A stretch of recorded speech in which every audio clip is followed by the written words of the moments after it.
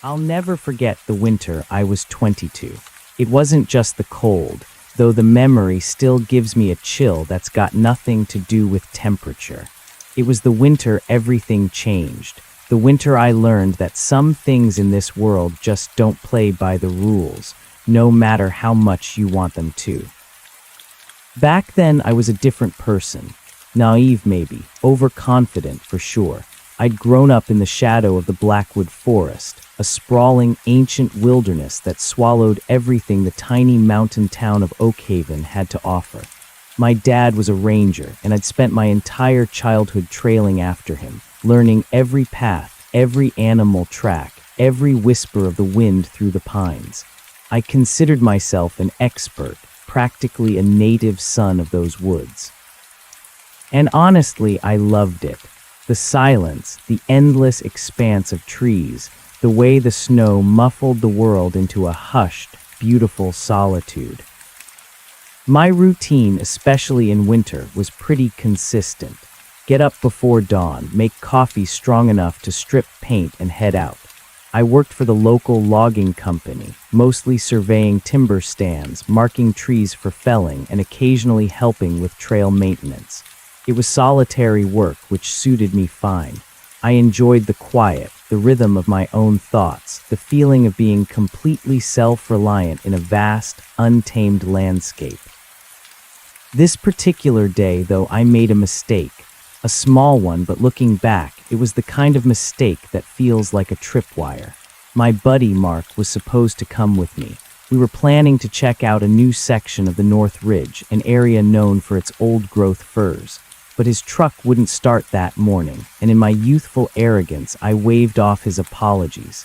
"Don't worry about it, man," I said, already halfway out the door. "I know these woods like the back of my hand. I'll just zip in and out, no problem." No problem, famous last words, right? The snow was deeper than usual that year, piled high on the branches, turning the forest into a monochrome wonderland. My snowmobile, a beat-up but reliable Polaris, hummed along the access trail, kicking up plumes of white. It was probably around 10 in the morning when I veered off the main logging road, heading north towards the higher elevations. The air grew noticeably colder as I climbed, the light taking on a steely, almost purple hue. The silence out there was always profound, but today it felt different, thicker, like the air itself was holding its breath. I rode for another half hour, occasionally stopping to check my map and GPS. The GPS was a newfangled thing then, still not quite trusted by the old-timers, but I liked its precision. I was charting a route that avoided some known unstable slopes, taking me through a less traveled section of dense spruce and pine. The trees grew so close together here that the sunlight barely penetrated, creating an almost perpetual twilight even at midday. It was peaceful, yes, but also a little oppressive. I pulled the snowmobile to a stop near a small, frozen stream. Time to start my survey grid.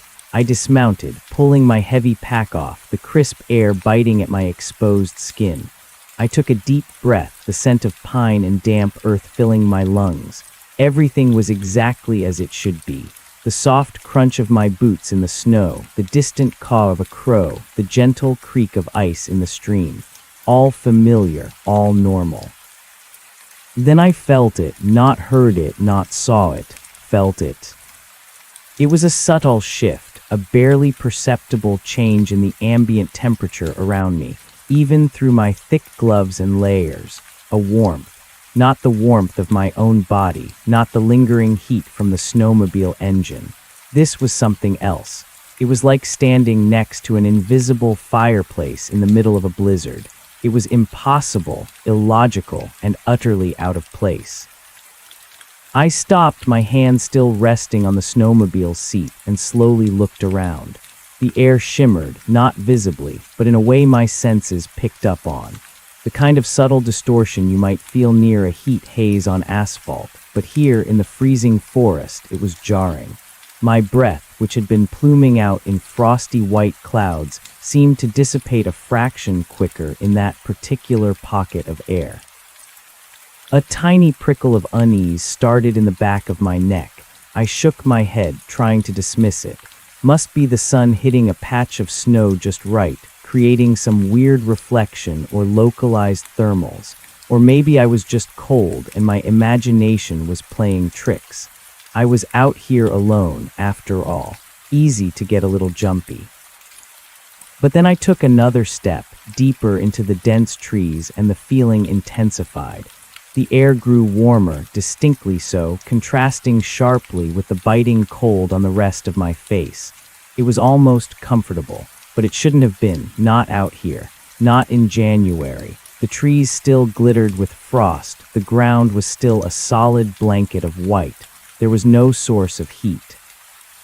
No hot springs, no vents, nothing on my maps or in my years of experience suggested anything remotely like this. I walked a few more paces, my curiosity overriding the initial flicker of apprehension. My boots crunched through the snow, and the warm pocket moved with me, centered around something ahead. The deeper I went, the stronger the warmth became, growing from a subtle anomaly into an undeniable presence. It was a tangible thing, almost humid, in stark contrast to the crisp, dry cold that pressed in from all sides. My breath no longer plumed at all, as I stepped further into this invisible dome of unnatural heat. And then I saw it. It was a boulder, not just any boulder, but a truly massive slab of granite, easily the size of a small car, half buried in the earth. It rose out of the snow like a prehistoric beast, its surface slick with melted water, dark and wet against the pristine white landscape. Around its base, the snow had receded, forming a perfect symmetrical ring of bare, dark earth. No ice, no frost, just wet, thawed soil and the dark, glistening rock. My heart gave a little jolt, not of fear yet, but of pure, unadulterated disbelief. This was impossible. The temperature couldn't have been above freezing for weeks, maybe months. Anything exposed to the elements should have been encased in ice, blanketed in snow. But this rock was shedding steam, a faint, almost imperceptible mist rising from its dark surface, curling upwards into the frigid air. I approached cautiously, my hand instinctively reaching out, drawn by the sheer absurdity of it all. The air around the rock was several degrees warmer than my surroundings, easily above zero, maybe even 10 degrees Celsius. I reached the edge of the thawed earth, my boots sinking slightly into the soft, wet soil. I knelt down, my gloved fingers hovering over the slick granite surface. Then I touched it. It was warm, not just not cold, but genuinely unmistakably warm, like a sun-baked sidewalk in summer, or a hearthstone after a long fire. It was smooth beneath my glove, almost unnervingly so, and the heat pulsed gently into my fingertips. Always the same temperature, my mind whispered. Always. A shiver unrelated to the cold snaked down my spine. The vast, silent forest suddenly felt less like a sanctuary and more like a stage. And I alone was standing center.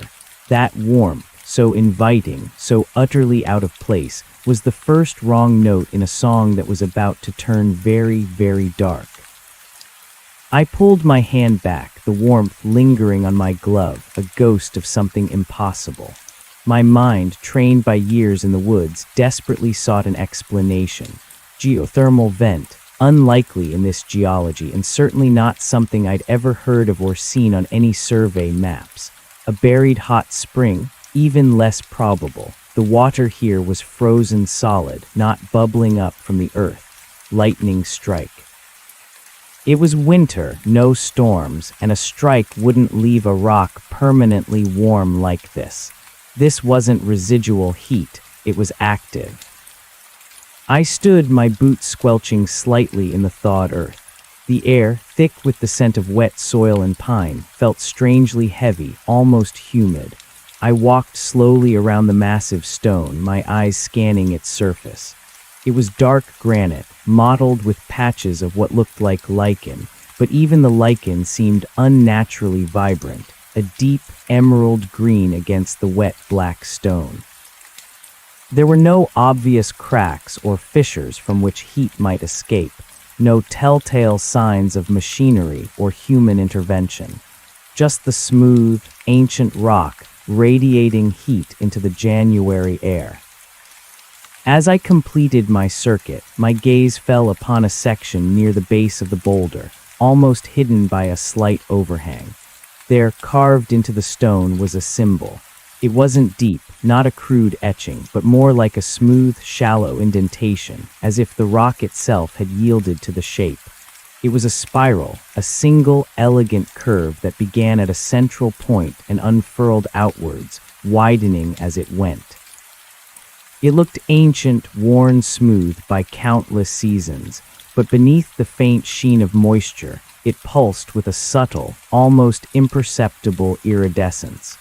As I looked at it, the warmth intensified just slightly, a faint hum entering the air that I felt more than heard, resonating in my chest. My ranger training kicked in, overriding the prickle of fear. Document, assess, report. I pulled out my camera, an old waterproof Canon, and snapped several photos of the boulder, the melted earth, and finally the strange spiral. I zoomed in, trying to capture the subtle gleam, the impossible perfection of its curves. As I took the last shot, the camera's battery light flickered, then died. Odd, it had been fully charged that morning. Just cold, I muttered, shaking it, but the warmth around me was anything but cold. I tried to restart it, but it was completely unresponsive. A minor annoyance, but another oddity to add to the growing list. I knelt again, tracing the spiral with my gloved finger. The rock here was even warmer, almost hot to the touch, a steady, unwavering heat that felt alive. It wasn't the searing heat of a campfire, but the deep, sustained warmth of something vast and powerful. It was then I noticed something else. Within the spiral's deepest curve, a tiny, almost invisible fissure ran along the natural grain of the granite. It was hair-thin, barely discernible, but as I leaned closer, I could see it wasn't empty. Something glistened within it. I pulled off my heavy glove, exposing my bare index finger, and carefully touched the fissure. The warmth was startling against my bare skin, intense but not burning. It was a comforting, almost magnetic heat. My fingertip grazed the iridescent substance. It was smooth, glassy, and slightly tacky, like cooled sap but entirely inorganic. As I pulled my finger away, a faint, almost invisible filament stretched between my skin and the fissure, snapping back into the rock with a tiny, almost inaudible click.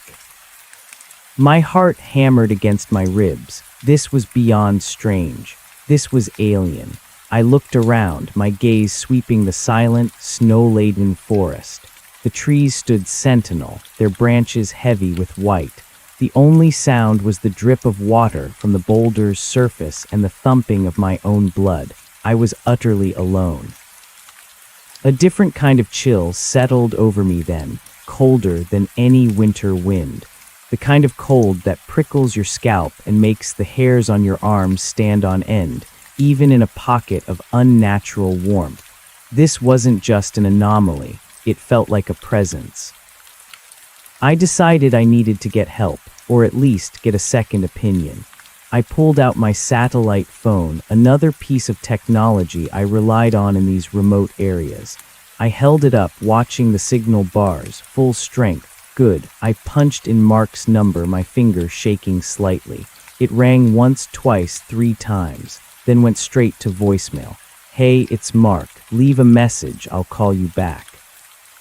I tried my dad's number. Same thing, straight to voicemail. This was unusual. Even in the deepest parts of the Blackwood, I could usually get a signal, and someone was always available. I tried calling the logging company's main office. Nothing. It felt like the entire world beyond this strange, warm bubble had gone silent. I tried again and again, pressing the end call and redial buttons with increasing urgency.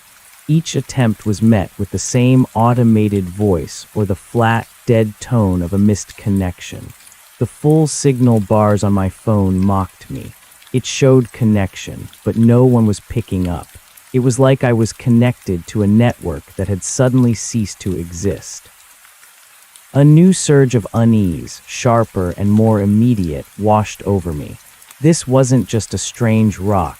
Something was actively preventing me from communicating. Or maybe something had happened. A deeper, darker possibility whispered at the edges of my thoughts.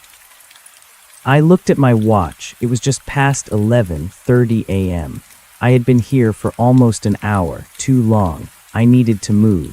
I needed to leave. The forest, which had always been my sanctuary, now felt like a cage. Turning abruptly, I made my way back towards my snowmobile, which I'd left perhaps 50 yards back. The transition from the humid warmth of the boulder to the biting cold of the winter forest was jarring. My breath plumed instantly, each exhalation a cloud of white. The temperature dropped by what felt like 20 degrees in a matter of steps. As I reached the spot where I'd left my Polaris, a new wave of shock hit me, even harder than the sight of the warm rock. My snowmobile was gone. My eyes darted around, searching frantically. It wasn't just out of sight, tucked behind a tree. The tracks I'd made leading up to this spot ended abruptly, as if my machine had simply lifted off the ground and vanished. The snow was pristine, untouched save for my own footprints. No signs of another vehicle, no tracks of an animal large enough to drag it away, nothing. It was simply gone. My mind raced, trying to find a logical explanation. Had I parked it somewhere else? No, I was certain. I had a clear line of sight to this very spot when I dismounted. Had someone taken it? Impossible. No one knew I was here, especially not in this less traveled section. And how would they have gotten here without leaving tracks? Panic, cold and sharp, began to claw its way up my throat. My means of escape, my connection to the outside world was gone, and I was deep in the Blackwood, miles from the nearest road in the middle of winter. I started walking in widening circles, retracing my steps, desperate to find some sign, any sign. My breath came in ragged gasps, each one a puff of white in the frigid air. The silence of the forest, once comforting, was now oppressive, mocking. Every snap of a twig, every whisper of wind through the pines made me jump. I found nothing. Not a single track, not a displaced branch, no evidence of my snowmobile's existence beyond the memory of having ridden it here. After about 20 minutes of fruitless searching, I had to accept the impossible. My snowmobile was gone, and I was stranded. My heart thudded like a drum against my ribs. I pulled out my physical map, unfolded it with trembling hands, and tried to orient myself.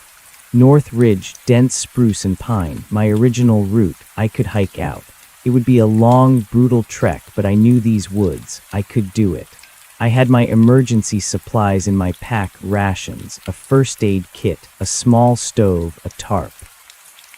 I was prepared for a night out if necessary, but not for a multi-day journey in deep snow without my primary mode of transport. I looked back towards the boulder, now partially obscured by the trees, the source of all this impossible strangeness. I had to get away from it. Setting my jaw, I turned and started to walk, heading southeast, towards what I knew was the closest logging road. The snow was deep, at least 2 feet in places, making every step an effort. My boots sank, and I had to lift my legs high, an exhausting motion. The silence pressed in, amplified by my own ragged breathing. After an hour of slogging through the snow, the sun began its inevitable descent. The forest grew darker, the light fading into a twilight gray. The temperature dropped even further, the air growing sharper, colder. I knew I wouldn't make it to the logging road before dark. I would have to set up camp. I found a relatively sheltered spot beneath a thick fir tree, its lower branches offering some protection from the wind. I pulled out my small, foldable shovel and began to clear a patch of snow, digging down to the frozen earth. My movements were automatic, driven by years of habit and the primal need for survival. I unfurled my tarp, rigging it between two trees to form a lean-to shelter. Then I set about collecting dry kindling and larger branches for a fire. As I worked, an irrational thought gnawed at me. The boulder, the warmth, the spiral, the vanished snowmobile. It was all connected. But how and why? Was something alive in that rock? Was it some kind of device? A portal? The questions spun in my head, unsettling and terrifying. I got the fire going eventually, a small, stubborn flame that flickered to life, battling against the cold and damp wood. The tiny orange glow was a welcome sight, pushing back the encroaching darkness. I melted some snow for water in my metal cup and heated a can of beans over the flames.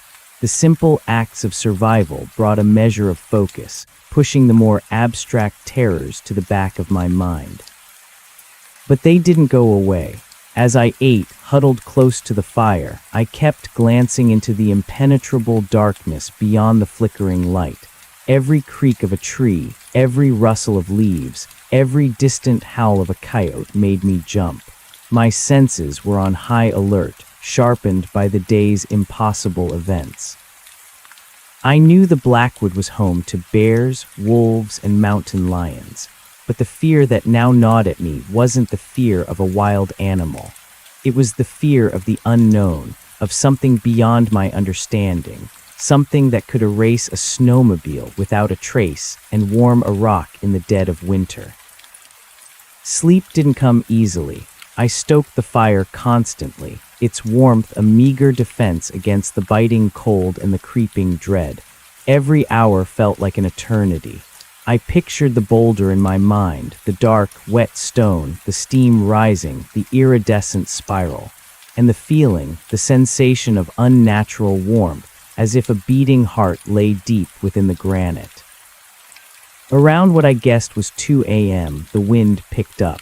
It wasn't a gentle breeze. It was a strong, sustained gust that howled through the trees, making the fir branches whip and crack.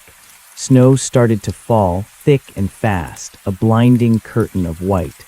The visibility dropped to almost zero, even around my tiny fire. I pulled my sleeping bag tighter, burrowing deeper into my makeshift shelter. The wind tore at the tarp, threatening to rip it from its moorings. I held it down with my hand, bracing myself against the force of the storm. This was more than just a regular winter storm. It felt like the woods themselves were raging, an extension of the chaos that had begun with that impossibly warm rock. Then through the roar of the wind, I heard it. A sound that pierced through the storm, not a natural sound, not an animal, but something else entirely. It was a low, resonant hum, a deep vibration that seemed to come from the very earth beneath me, rattling my bones. It was the same subtle hum I'd felt near the spiral, amplified 1,000 times. The hum grew louder, pulsing with an uneven rhythm like a giant, struggling engine. The ground beneath me trembled faintly. The trees around my camp began to sway violently, not just from the wind, but with an unnatural, almost rhythmic motion. The falling snow seemed to catch the light from my fire in odd ways, swirling in strange patterns, almost dancing to the hum. Fear, raw and primal, seized me. I scrambled out of my sleeping bag, pulling on my boots, my heart hammering against my ribs. I had to get out of here. But where? The storm was a whiteout, and the hum was everywhere. I glanced towards the direction of the boulder, my eyes straining through the blizzard. Was it coming from there? Or was it radiating out from it, encompassing the entire forest? Then in the chaotic maelstrom of snow and wind, I saw a light. Not the steady beam of a flashlight or the orange flicker of a distant fire, but a soft, pulsing luminescence, deep within the forest in the direction of the boulder. It was a faint, greenish light, throbbing in time with the deep hum growing brighter with each pulse. My breath hitched. It was beautiful, terrifying, and utterly impossible. The light pulsed, growing steadily more intense, casting an eerie emerald glow on the swirling snow. It felt like the forest was breathing, inhaling and exhaling this strange, otherworldly energy.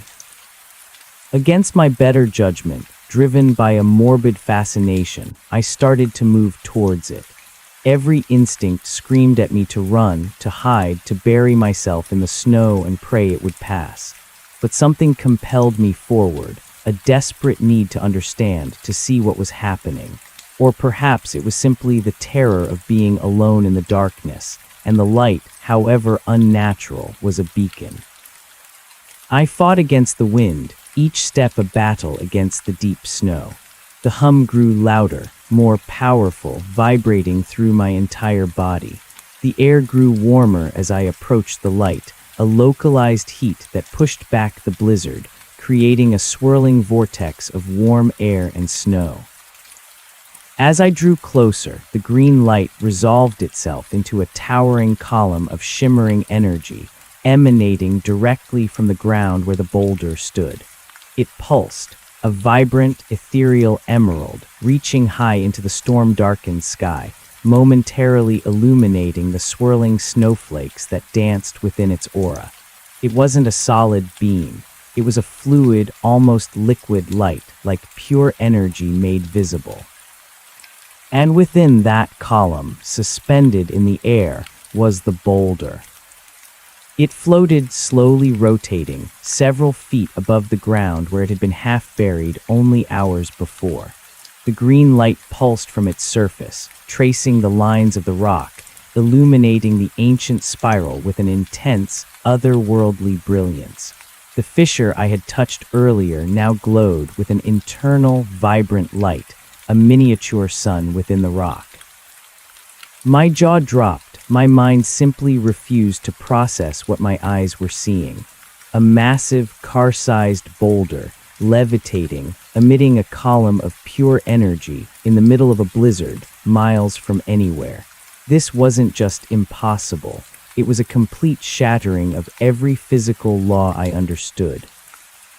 I stumbled back, tripping over a hidden root, landing hard in the snow. My mind reeled. This was a nightmare, a hallucination brought on by cold and fear. I squeezed my eyes shut, pressing my gloved hands against them, trying to force it away. When I opened them again, the sight was still there. The glowing boulder, the column of green light, the deep, resonating hum that filled the world. It was real, and I was standing witness to it. As I watched, mesmerized and horrified, the green light intensified further, becoming almost painfully bright. The hum reached a crescendo, a roaring vibration that vibrated through the snow, the trees, and my very bones. I clamped my hands over my ears, but the sound was felt as much as heard, a deafening internal resonance. Then from the glowing fissure in the boulder, a ripple of energy pulsed outwards, a wave of visible green light that expanded rapidly, washing over the surrounding trees. As the wave passed over them, the trees reacted. Their needles began to shimmer with the same green light, their branches swaying not with the wind, but with an internal, rhythmic energy. They seemed to absorb the light, their forms becoming sharper, more defined against the swirling snow. The ground beneath the boulder, the melted patch of earth, began to bubble, not with water, but with something thicker, a dark, viscous substance that rose slowly, like tar, forming grotesque, shifting shapes. It pulsed with a faint, sickly green light from within, reflecting the pillar of light above. My stomach lurched. This was beyond anything I could have imagined. This was not nature. This was something ancient, powerful, and utterly alien. The hum began to subside, slowly, gradually, as the green light stabilized, no longer pulsing but radiating a constant, intense glow. The boulder remained suspended, motionless, its surface now completely bathed in the emerald light. The viscous substance on the ground solidified, forming strange, unnatural mounds around the base of the glowing column, dark and gleaming like obsidian. As the hum died down to a low thrum, a new sound emerged. A faint, high-pitched whirring, like 1,000 tiny gears turning in unison, a mechanical whisper emanating from the very core of the light column. It was a delicate sound, almost musical, contrasting sharply with the raw power I had just witnessed. Then the light began to contract. Slowly, imperceptibly at first, the towering green column started to shrink, drawing back towards the levitating boulder. It seemed to condense, growing more focused, more brilliant, pulling itself inward. As it contracted, the energy that had infused the surrounding trees faded, leaving them stark and silent in the dim light of the receding storm. The boulder itself began to change. The green light that bathed its surface coalesced, forming intricate, luminous patterns that traced the hidden veins within the granite. The spiral, once a mere etching, now glowed with an internal fire, its curves shining with an almost liquid brilliance. And then, from the very center of the spiral, as the column of light fully retracted into the rock, something began to emerge. It was impossibly thin, a filament of shimmering green light, even more intensely bright than the column itself. It grew, extending outwards from the spiral, twisting and turning, solidifying as it did. It wasn't metal, nor stone, nor anything I recognized. It was a substance that seemed to be pure, condensed light, yet it had form. This filament grew into a more complex structure, unfolding with an impossible geometric precision. Thin, crystalline-like segments, all glowing with that same eerie emerald light, articulated and connected, forming what looked like a mechanism. It unfolded slowly, deliberately, silently, each movement precise, each new piece clicking into place with that faint, internal whirring sound. It was intricate, beautiful, and terrifyingly unnatural. It resembled nothing I had ever seen, yet it seemed to have a purpose, a function. As it expanded, extending further from the boulder's surface, it became clear it was not merely an appendage. It was a device, an instrument of some kind, alien in its design and construction. It extended approximately 6 feet from the boulder, forming a complex armature of glowing, interwoven green structures, culminating in a delicate, multifaceted emitter at its tip. It hung suspended in the air, humming softly, its light casting sharp, dancing shadows on the obsidian-like mounds below. The entire scene was like a tableau from another world, frozen in the heart of the Blackwood. I watched, paralyzed, unable to look away. My mind struggled to categorize what I was seeing, trying to force it into a familiar framework, but failing utterly. It defied every law, every expectation. The blizzard had subsided, leaving only a light snowfall that seemed to fall in slow motion around the glowing anomaly. The air was still unnaturally warm near the boulder, but the wider forest was returning to its biting cold. The quiet, once profound, now felt brittle, ready to shatter at any moment. Then the intricate device, this glowing, crystalline armature, began to pivot. Slowly, with that same soft whirring, it turned. Its multifaceted emitter at the tip rotated, scanning the immediate surroundings with its eerie green light. It swept over the solidified black mounds, over the snow, and then with terrifying slowness, it began to turn towards me. My breath hitched in my throat. I couldn't move. My muscles were locked, my blood like ice in my veins. The green light from the emitter washed over the snow directly in front of me, then crept closer, illuminating the fir tree I was hiding behind, revealing my makeshift camp. It stopped. The emitter, with its complex array of facets, was now pointed directly at my position. The green light intensified, focusing, becoming a beam that pierced the remaining darkness, hitting the snow a few feet from where I lay hidden. The hum from the boulder seemed to rise in pitch, a subtle shift that made my teeth ache. A deep sense of being observed, of being analyzed, washed over me. It wasn't the feeling of an animal watching, or even a person. It was the cold, calculating gaze of something utterly inhuman. The light beam didn't just illuminate the snow, it seemed to interact with it. Where the green light touched, the snow began to shift, to churn, not melting, but undergoing a strange, almost molecular rearrangement.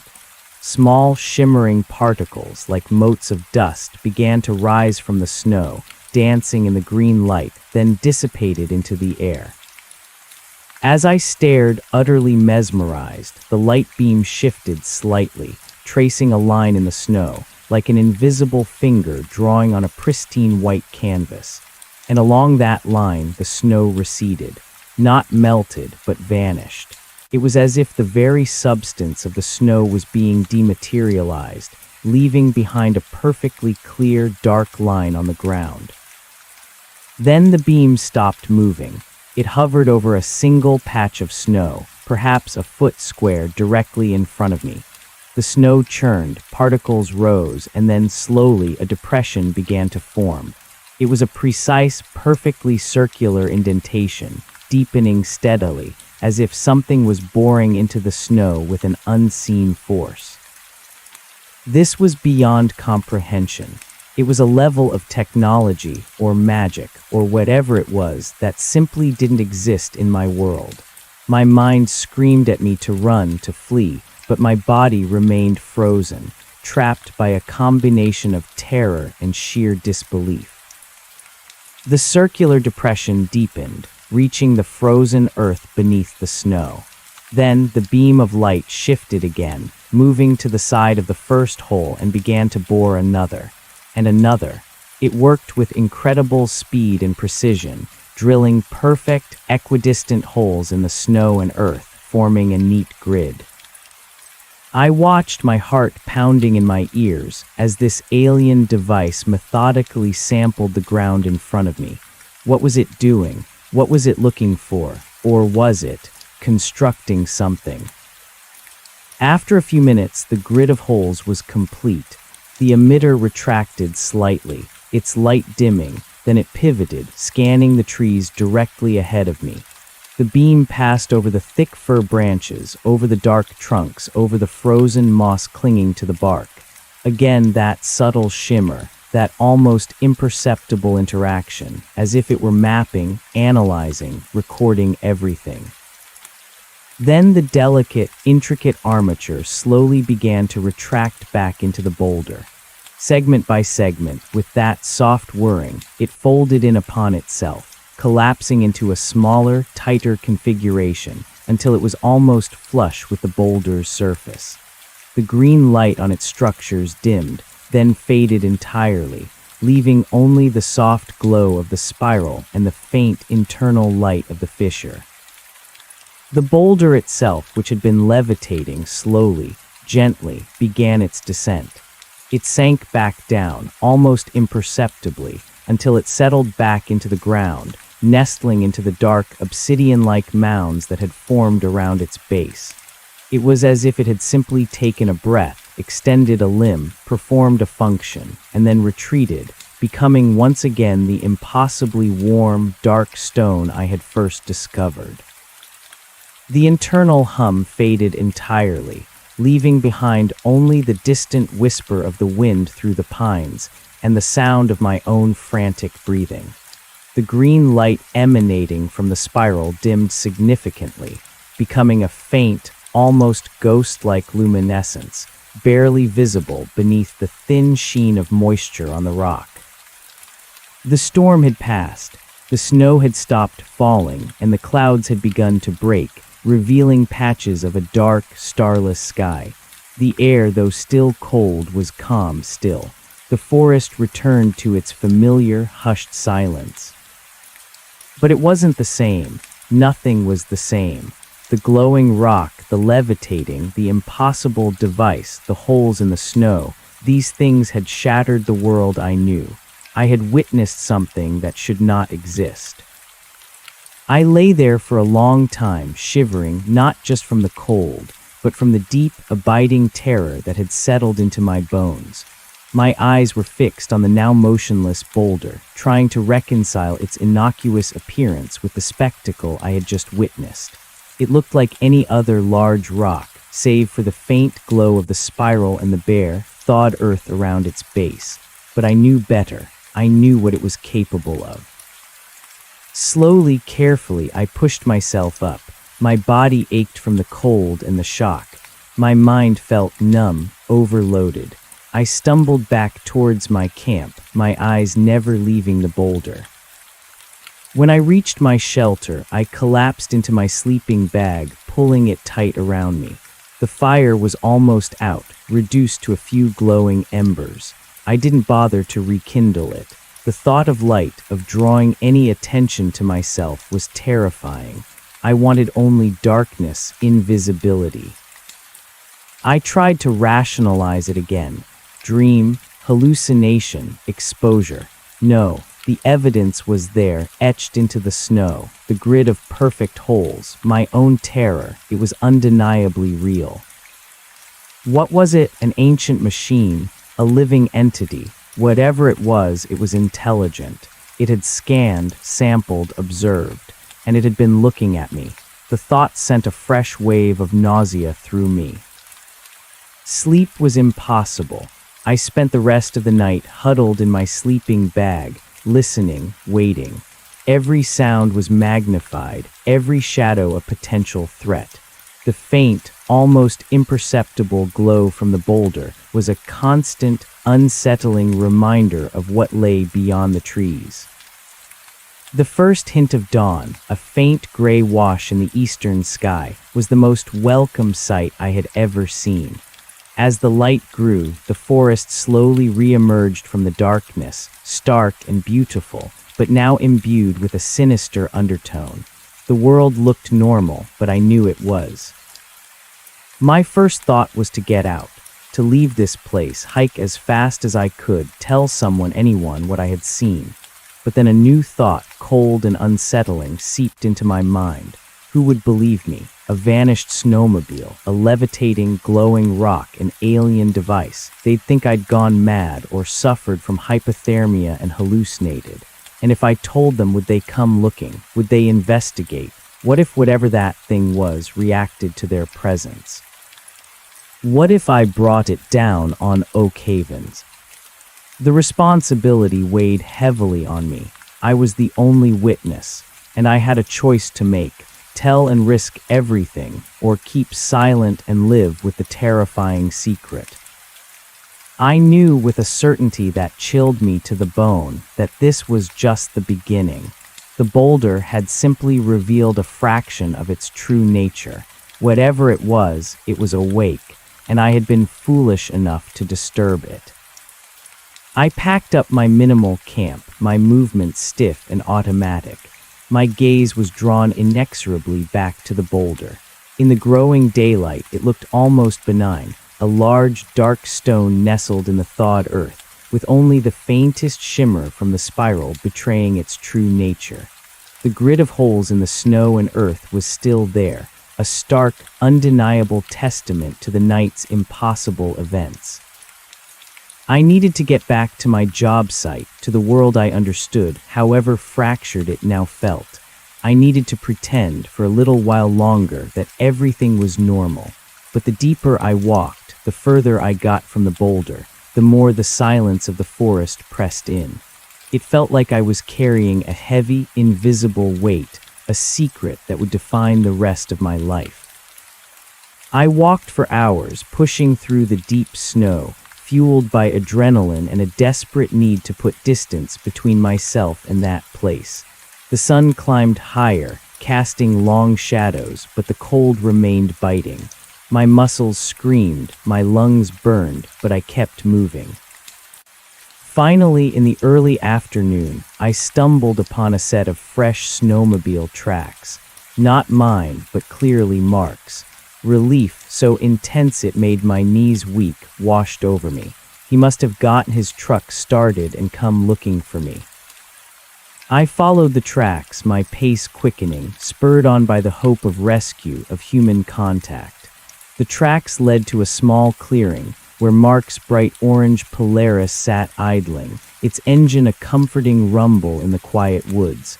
And there beside it was Mark, pacing impatiently, his face etched with worry.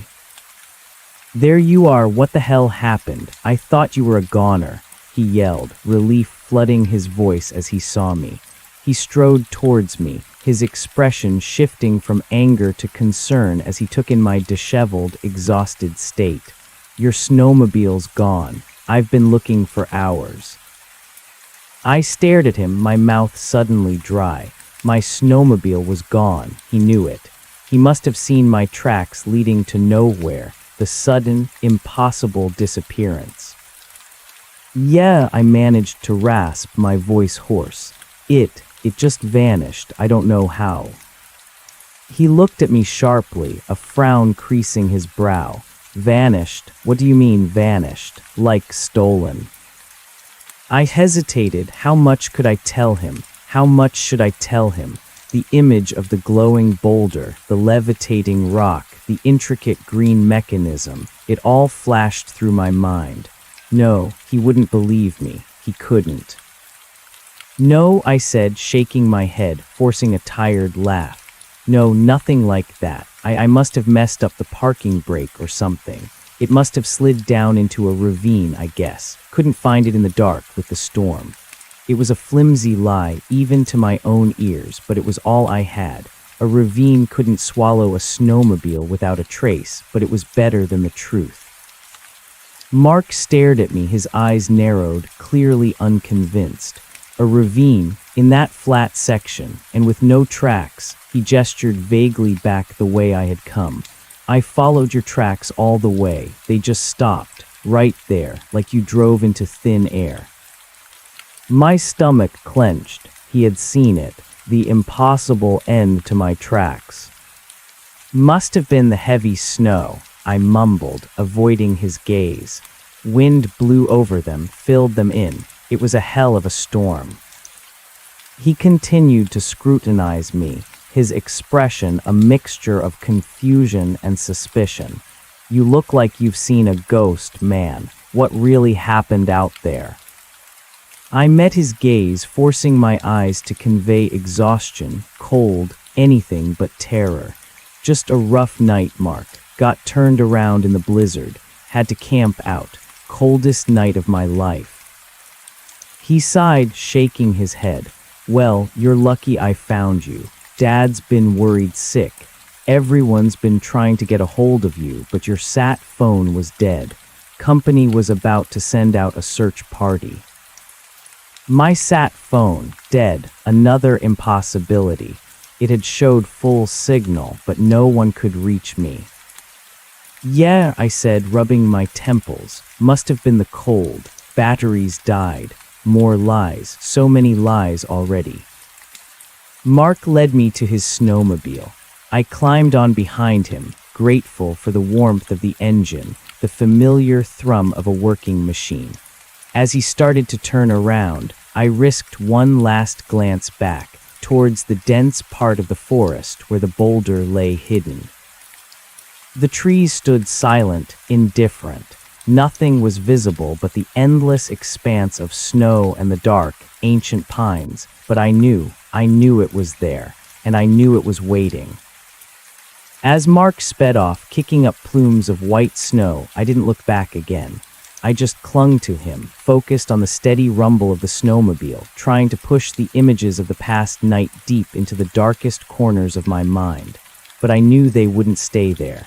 They were etched into my memory, a permanent, terrifying record. The winter I was 22 had truly begun, and the impossible had just laid its claim. The ride back to Oakhaven was a blur of conflicting sensations. The steady drone of Mark's snowmobile was a comforting counterpoint to the chaotic static in my mind. His broad back, solid and familiar, was a stark contrast to the ethereal, glowing column of light I had so recently witnessed. The biting cold wind, though harsh, felt cleansing compared to the unnatural warmth that still seemed to cling to my skin like a phantom touch. I clung to Mark, my knuckles white, not just from the cold, but from the sheer effort of holding myself together. Every bump, every turn, jolted me, pulling me back to the images seared into my memory. Mark tried to make small talk over the engine noise, asking about the storm, the specific details of my ravine story. I mumbled non-committal answers, my voice flat, my gaze fixed on the endless expanse of trees rushing by.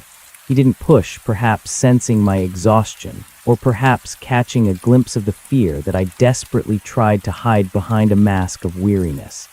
I could feel his eyes on me occasionally in the rearview mirror, a flicker of concern, then frustration. He knew I wasn't telling him the whole truth, but he couldn't possibly imagine the truth, and for that, I was both relieved and terribly, terribly alone. As we finally broke free from the dense forest and onto a wider, plowed logging road, the first signs of human civilization appeared: snowmobile tracks, then the distant glint of a power line. The sight should have brought immense relief, but instead it filled me with a strange dread. The world I was re-entering felt flimsy, vulnerable. I had seen something that could tear it all apart, and I was bringing that knowledge, that burden, back with me. When we pulled into the logging company's yard, a small crowd had gathered. My dad, his face etched with worry, was talking animatedly with a couple of other rangers. As he saw us, his eyes widened and he broke into a run, stumbling through the snow towards me. He wrapped me in a bear hug, his rough hands patting my back, relief palpable in his strained voice. "Son, thank God, we were about to send out the choppers. What in the blazes happened?" I clung to him, inhaling the familiar scent of pine, wood smoke, and stale coffee that always clung to his clothes. It was a grounding moment, a reminder of the solid, understandable world I belonged to. But even as I hugged him, the lie was already forming on my tongue. Just got caught in the blizzard, Dad. Lost my bearings and my snowmobile. I think it slid down a steep embankment. Tried to find it, but the snow was too deep, the visibility too bad. Had to set up camp. He pulled back, studying my face, his ranger's eyes sharp and experienced. He'd seen plenty of men come in from a rough night in the woods. My story, while plausible enough for a bad storm, didn't quite line up with the terror he must have seen lurking behind my exhaustion, but he didn't press. "Well, you're safe now, that's what matters. You had us worried sick." He clapped Mark on the shoulder. "Thanks, Mark. You saved my boy a night in the icebox." Mark nodded, but his gaze, when it met mine, was still clouded with suspicion. He simply gave a tight nod and walked off to refuel his snowmobile, leaving me to my father. I knew he wouldn't forget it. He might not believe my ravine story, but he would also never guess the real one. The rest of the evening passed in a haze. Hot food, a scalding shower, the warmth of my own bed. Yet sleep was impossible. Every time I closed my eyes, the emerald light pulsed behind my eyelids, the deep hum resonated in my chest, and the intricate, glowing mechanism unfolded in the darkness of my mind. I saw the holes drilled into the snow, the viscous black mounds, the massive boulder floating silently. I saw its emitter turn towards me, felt its cold, alien scrutiny. I tossed and turned, the blankets tangled around me like a net. The secret was a physical weight, pressing down on my chest, stealing my breath. I had always valued honesty, especially with my dad. Now I was carrying this immense lie, not just for myself, but for the safety of everyone in Oakhaven. How could I tell them? How could I explain? They would dismiss it as hypothermia-induced delirium, a vivid hallucination. And if they did believe me, what then? Would they send a team? Would they try to investigate, to poke and prod at the thing I had seen? What if it reacted? What if it followed them back to town? The fear of the unknown, of the power that rock held, was paralyzing. The next few days were a struggle. I tried to fall back into my routine, to lose myself in the familiar rhythms of work. But the forest, once a source of comfort and solitude, now felt menacing. Every shadow seemed to hold a secret. Every creak of a branch sounded like a warning. I found myself constantly scanning the tree line, my heart quickening at the slightest rustle. I avoided the North Ridge entirely, making excuses to my supervisor about needing to check other sections. The thought of going back, of even getting close to that area, sent shivers down my spine. My appetite vanished and I lost weight. My dad noticed, of course. He attributed it to the lingering effects of my ordeal in the blizzard, but his concern remained. "You still look a bit green around the gills, son," he'd say, watching me push food around my plate. "Maybe take a few more days off, just rest up." I'd shake my head, insisting I was fine, needing the distraction of work, however hollow it felt. Mark was more direct. He confronted me at the logging yard one morning, leaning against his snowmobile, arms crossed. "Look, man, I know you're not all right, and I know you lied about what happened to your Polaris. Your tracks didn't go into any ravine, they just stopped, like you hit a wall made of thin air." He paused, his expression serious. "Did you see something out there, something weird?" My blood ran cold. He was close, too close. I forced myself to meet his gaze, trying to project a tired, slightly exasperated honesty. "Mark, I was disoriented. It was a whiteout. I must have misjudged the terrain, lost the snowmobile, and then spent the night freezing my ass off. That's it. My mind was playing tricks on me because of the cold. You ever spent a night out in a blizzard without a fire? You start seeing things." He stared at me for a long moment, then slowly shook his head. "No, I haven't, but I also know you better than that. You've been out in blizzards before. You're a ranger's son. You don't just lose a snowmobile." He pushed himself off his machine, his voice softening slightly. "Look, if something happened, you can tell me. I won't think you're crazy." I wanted to, oh, how I wanted to unburden myself, to share the terrifying truth with someone. But the image of that glowing rock, the alien intelligence it projected, flashed in my mind.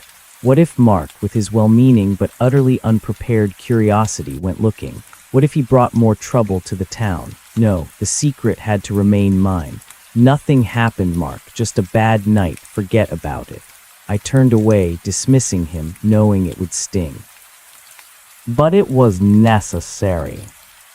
He didn't speak to me much after that, a subtle chill settling between us. It was a small price to pay, I told myself, for the safety of Oakhaven, but the isolation only deepened the weight of my secret. Weeks turned into a month.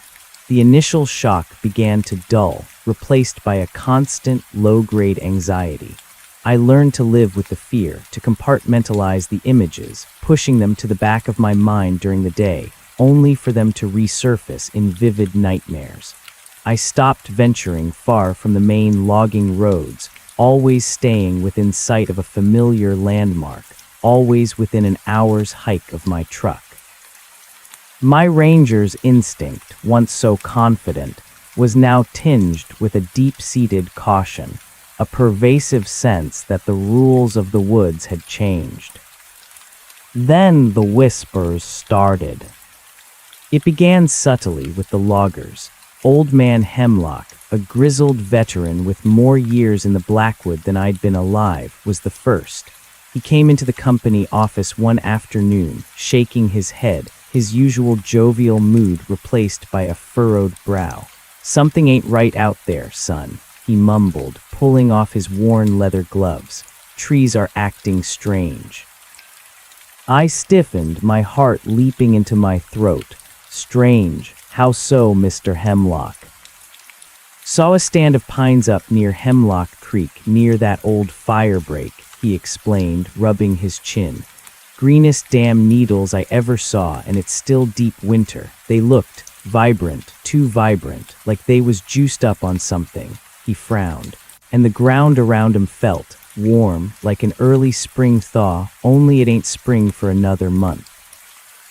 My blood ran cold. Hemlock Creek was nowhere near the North Ridge, but the description was eerily similar to the lichen on the boulder, the thawed earth around it. "Could be a microclimate," I suggested weakly, trying to sound dismissive. "Maybe a thermal vent, something like that." He scoffed. "Thermal vent? In granite? Don't be daft, boy. I've been in these woods 60 years. Ain't no thermal vents, just a feeling, a bad one, like the woods are holding their breath." He looked at me, his weathered eyes sharp. "You felt it too, didn't you? Out near North Ridge, before your snowmobile vanished." I just shook my head, avoiding his gaze, my hands clammy. "Just cold, Mr. Hemlock. Got a bit confused." He didn't press, but his expression remained troubled. A few days later, another logger reported something similar.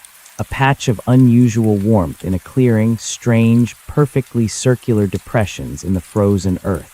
This time it was closer to town, only a few miles from the main road.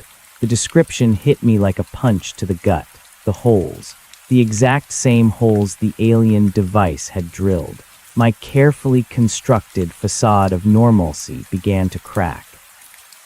The whispers grew louder, morphing into hushed conversations around town. People spoke of animals acting strangely. Deer, usually skittish, found grazing calmly in open clearings, unafraid of human presence. Wolves howling at odd times, their cries sounding less like hunts and more like laments. Strange lights reported deep in the forest at night, faint green glows flickering through the trees, dismissed by most as swamp gas or overactive imaginations. But I knew. I knew what they were seeing.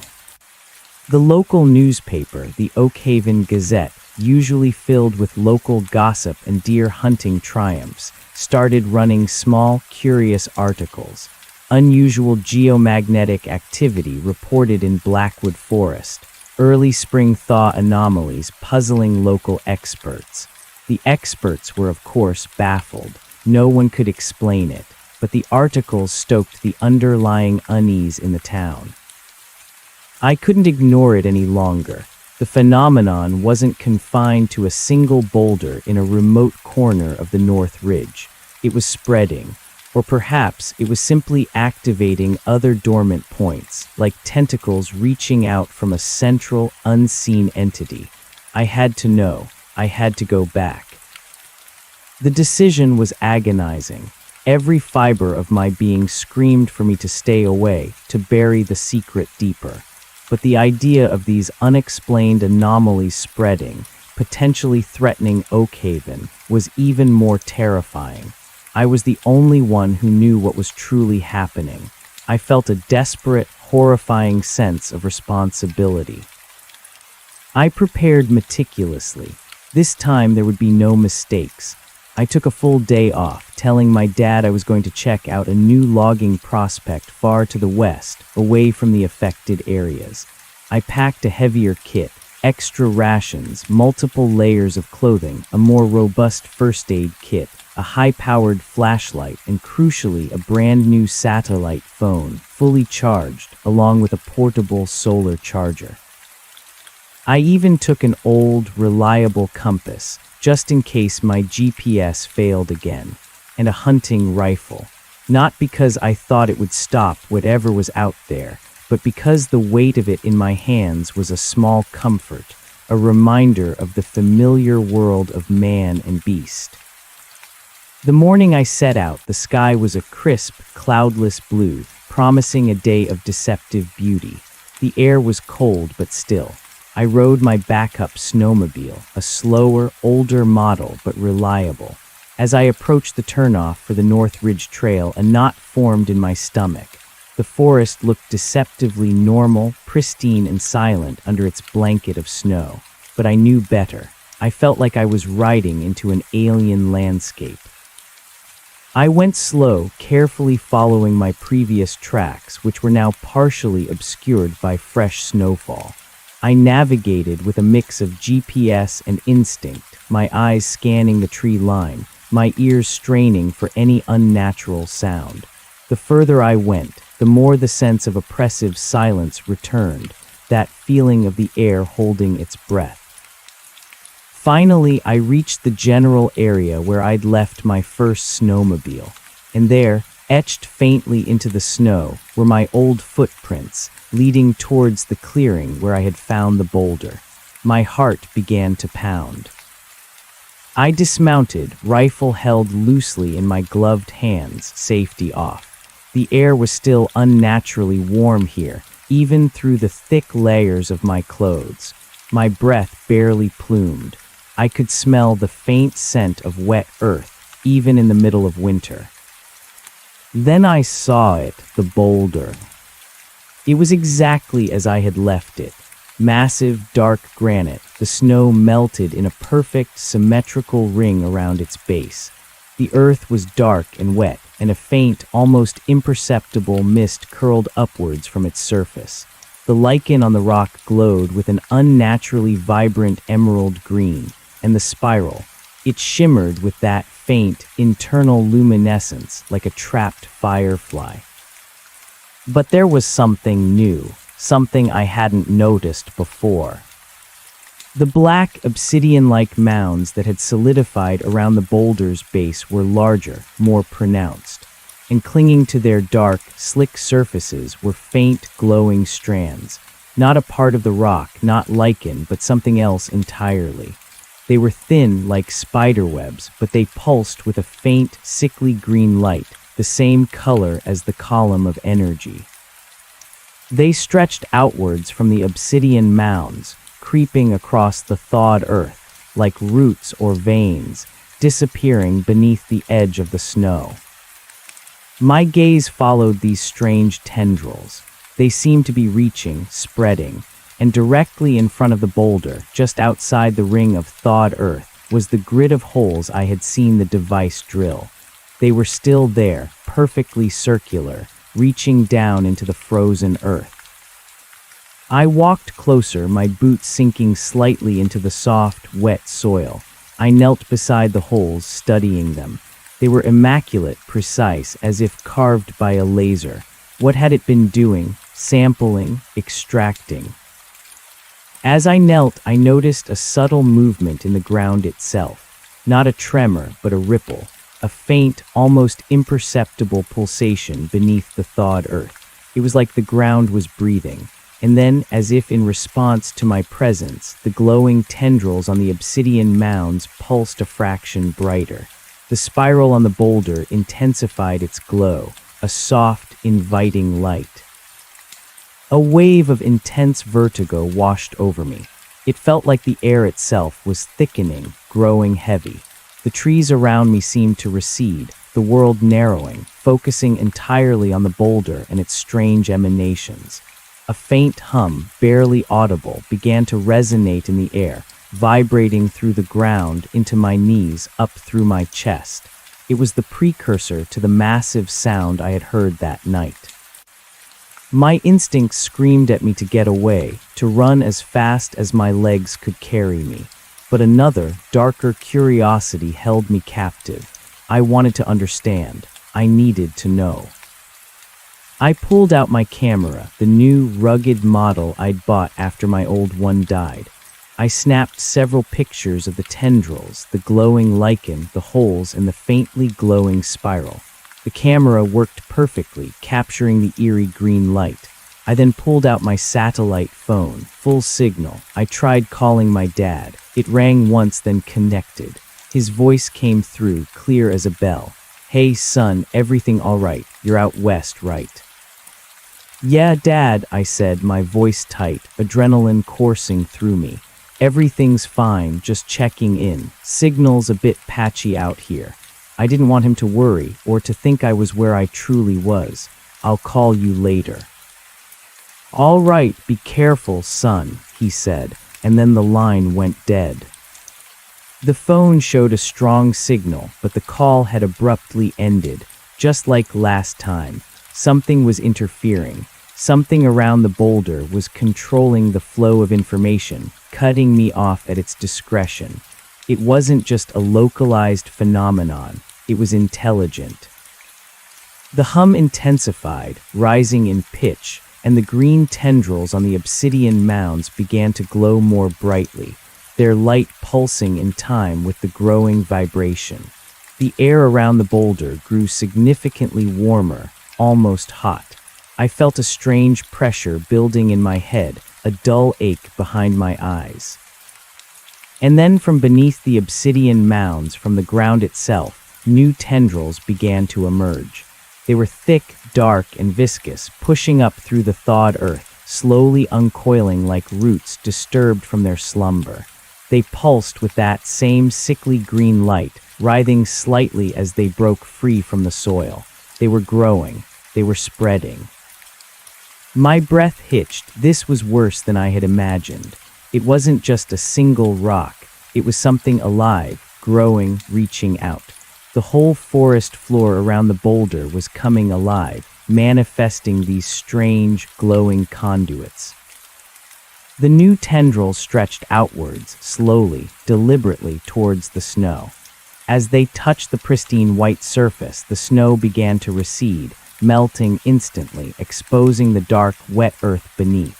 The tendrils then burrowed into the freshly exposed soil, disappearing from sight, only to reappear a few feet further out, continuing their slow, inexorable advance. They were expanding the circle of thawed earth, consuming the snow. Panic clawed at my throat. This wasn't just an anomaly. This was an invasion, a slow, silent takeover.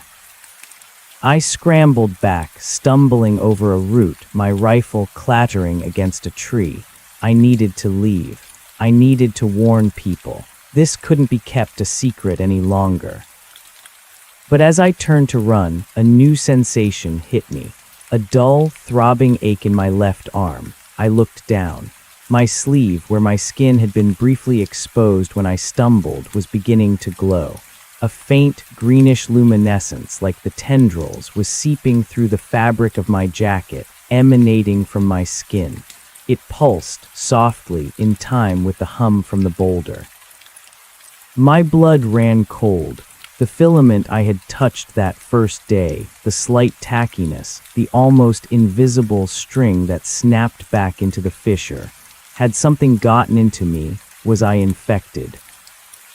I ripped open my jacket, tearing at the sleeve of my thermal shirt. On my forearm, just above the wrist, a small patch of skin was indeed glowing with that eerie emerald light. The veins beneath my skin seemed to stand out, subtly pulsing with the same luminescence. It wasn't painful, but it felt alien, unnatural. My mind raced. Was this why the boulder had cut off my communication?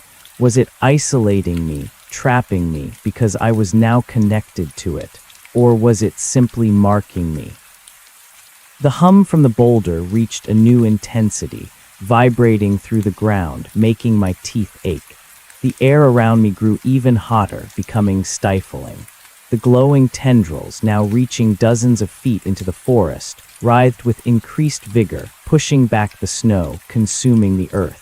The entire clearing was rapidly transforming into a landscape of dark, pulsing veins and thawed, steaming soil. I stumbled back further, my eyes fixed on my glowing arm, then on the relentlessly expanding network of tendrils. This wasn't just an observation anymore. I was involved. I was connected. A sudden, sharp flash of memory assaulted me. the camera dying, my sat phone acting erratically. The initial warmth around the boulder, that subtle distortion. It wasn't just a passive anomaly. It was active. It was doing something.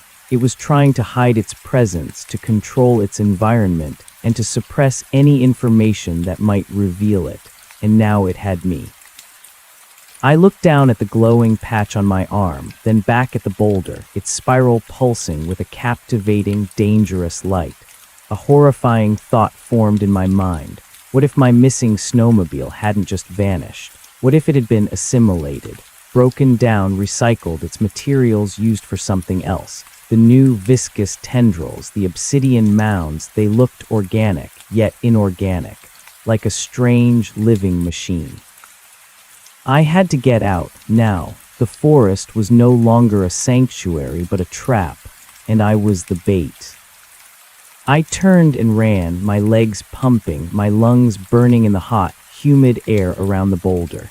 My rifle was clutched in my hand, useless. I burst through the ring of melted snow and into the deep, cold white of the undisturbed forest. The sudden drop in temperature was shocking, a physical slap. My breath plumed instantly, a stark contrast to the humid air I had just left. I didn't stop, didn't look back. I just ran, my boots sinking deep into the snow, my muscles screaming in protest. My mind was a whirlwind of terror and desperate calculation. I had to get to my snowmobile. I had to get back to Oak Haven.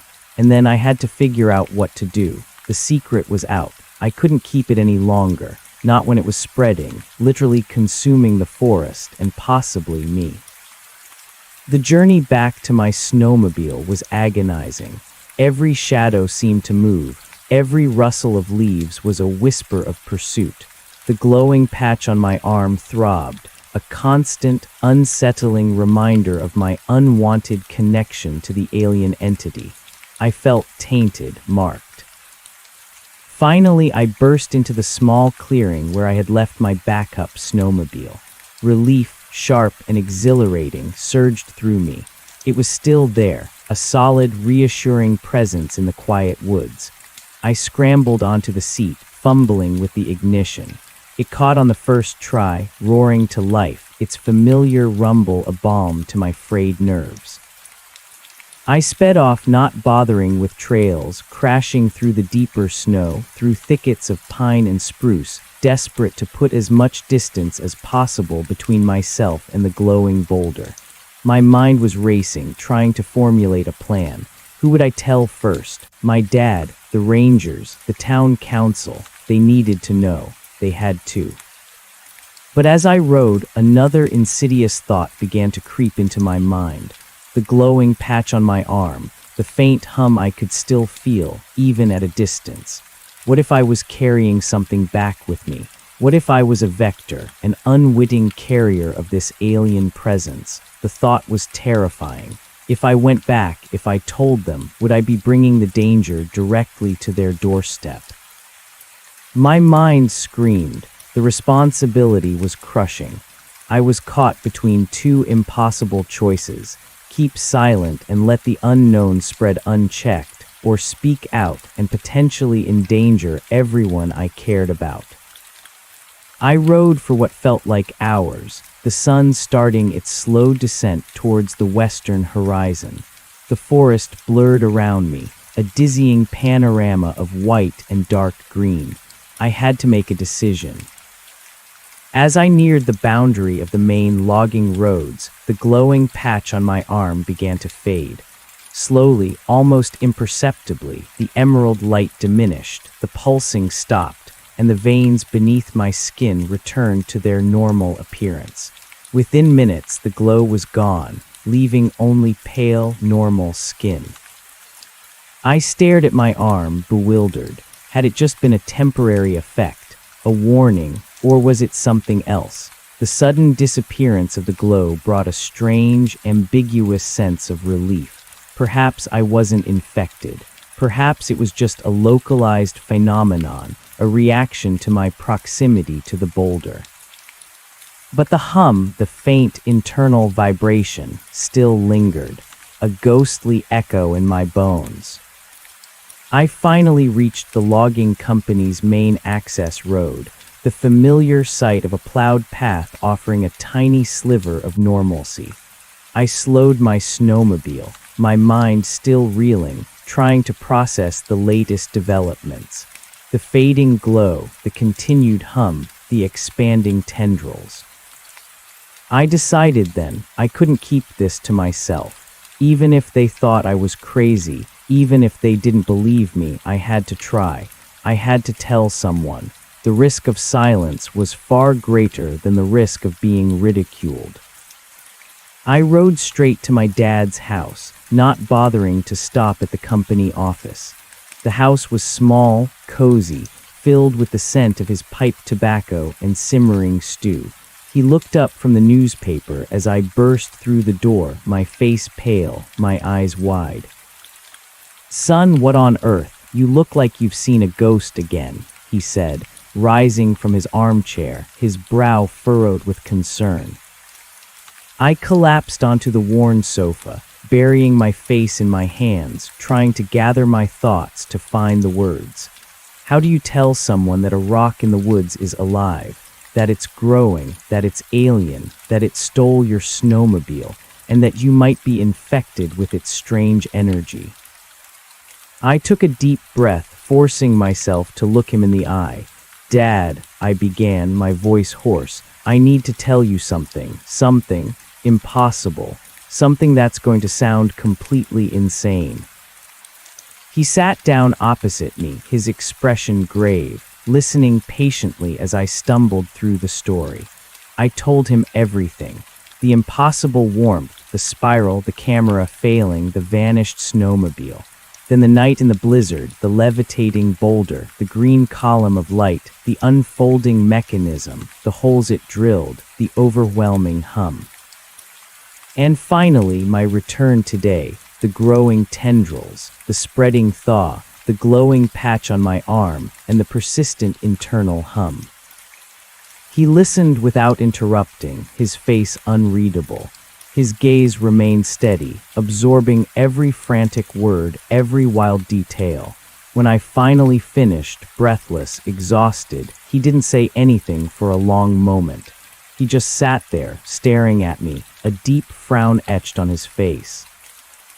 "Son," he finally said, his voice quiet, calm, "you've been through a lot. That blizzard was a bad one. Hypothermia can do strange things to a man's mind. Hallucinations are common." My heart sank. He didn't believe me, just as I had feared. "No, Dad, it wasn't hypothermia. I wasn't even cold near the rock. And the holes are still there. The melted earth, the tendrils, the glowing lichen. It's all real."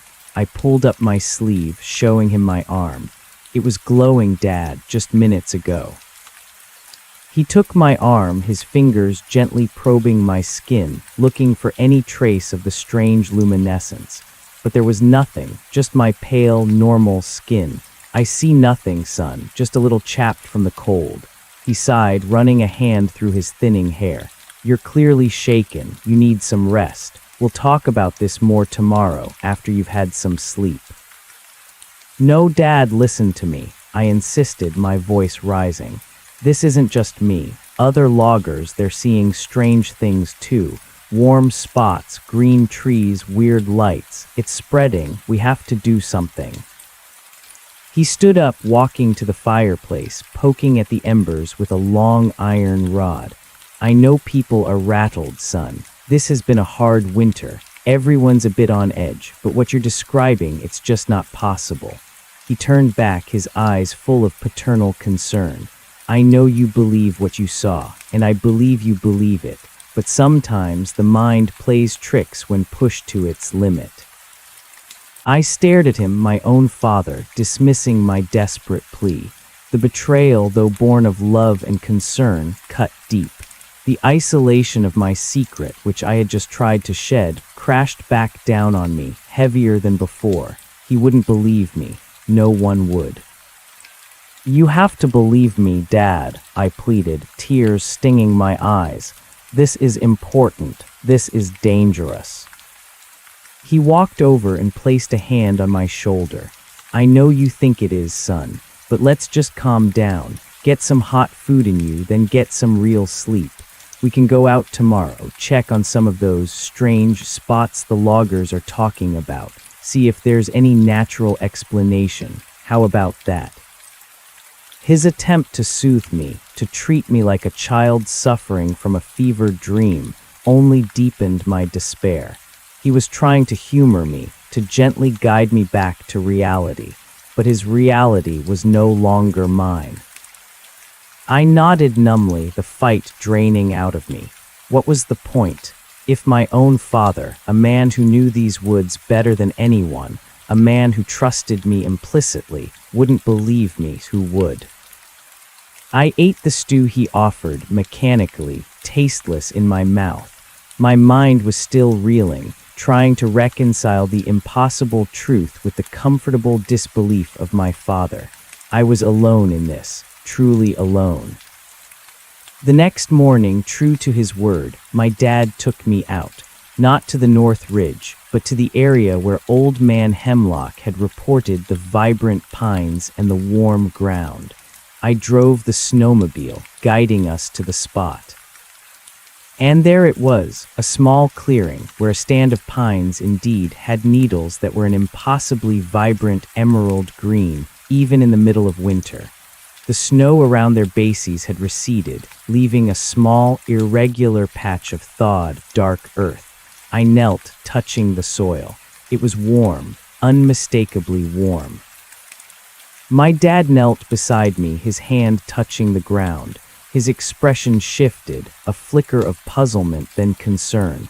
"Well, I'll be," he murmured, his voice low. "That's unusual, very unusual. And those pines, I've never seen anything like it, not this time of year." He pulled out his own camera, an old film model, and snapped a few pictures. He then pulled out a small, handheld thermometer, sticking it into the soil. It read several degrees above freezing. "I don't have an explanation for this, son," he admitted, shaking his head.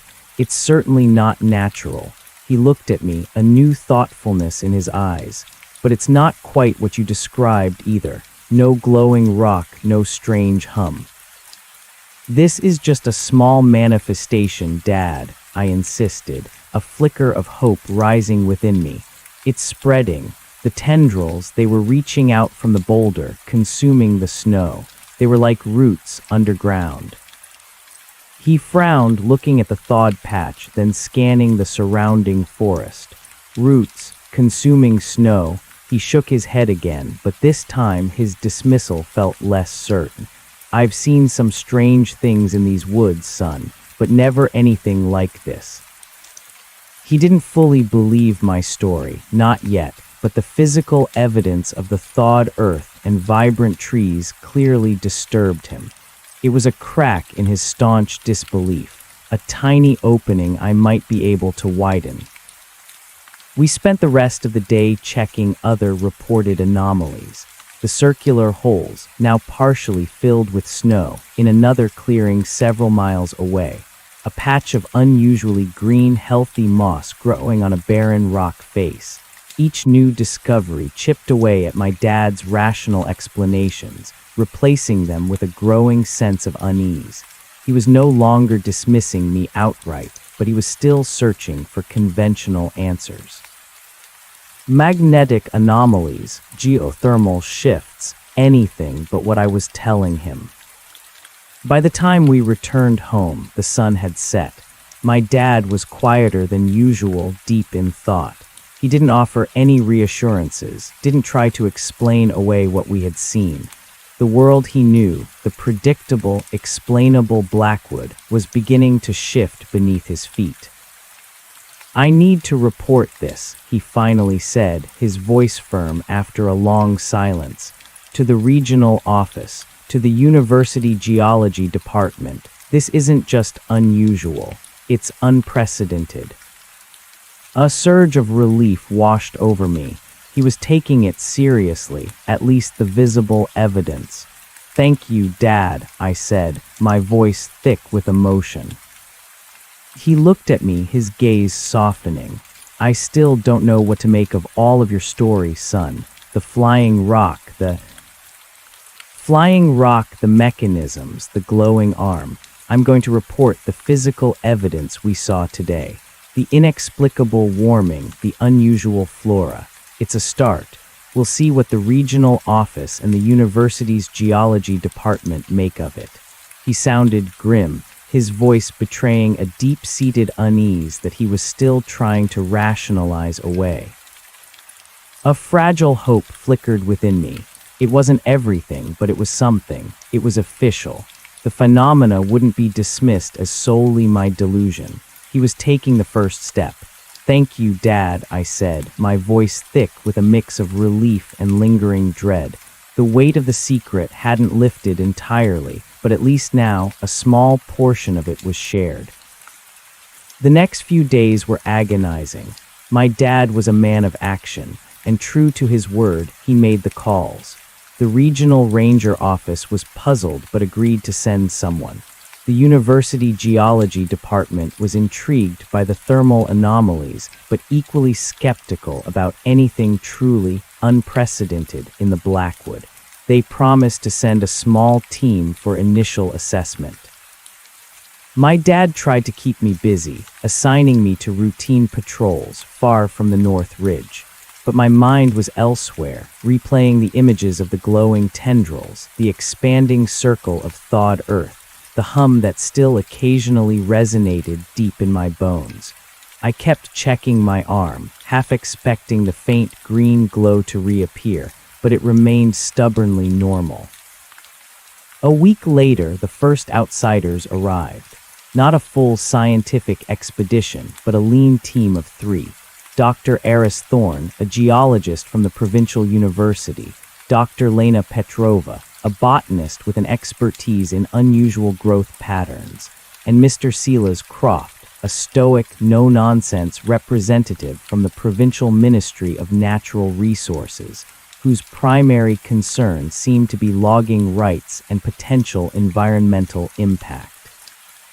They met at the Oakhaven Ranger Station, where my dad, ever the professional, laid out the observed facts. He showed them photos, pointed out locations on maps. He spoke calmly, carefully omitting any mention of flying rocks, alien devices, or glowing arms.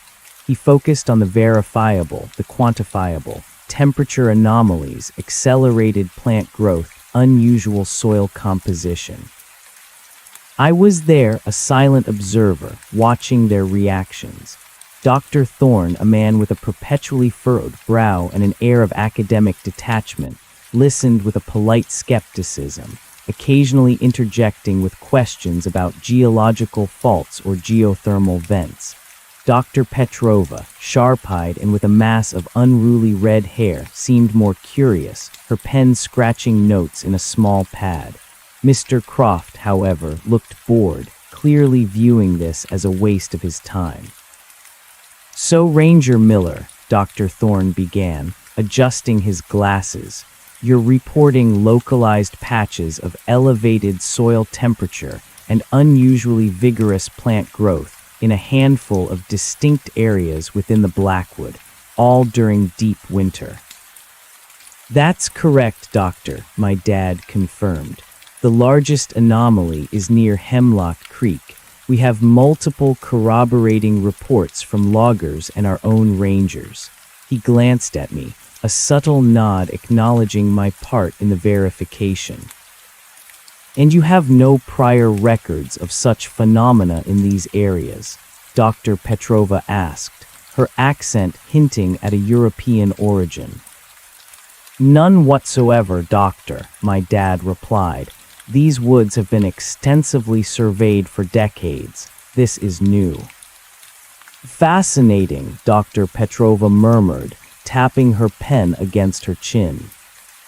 Mr. Croft finally spoke, his voice dry. "So, we're here because some trees are a bit too green and a patch of ground is warm.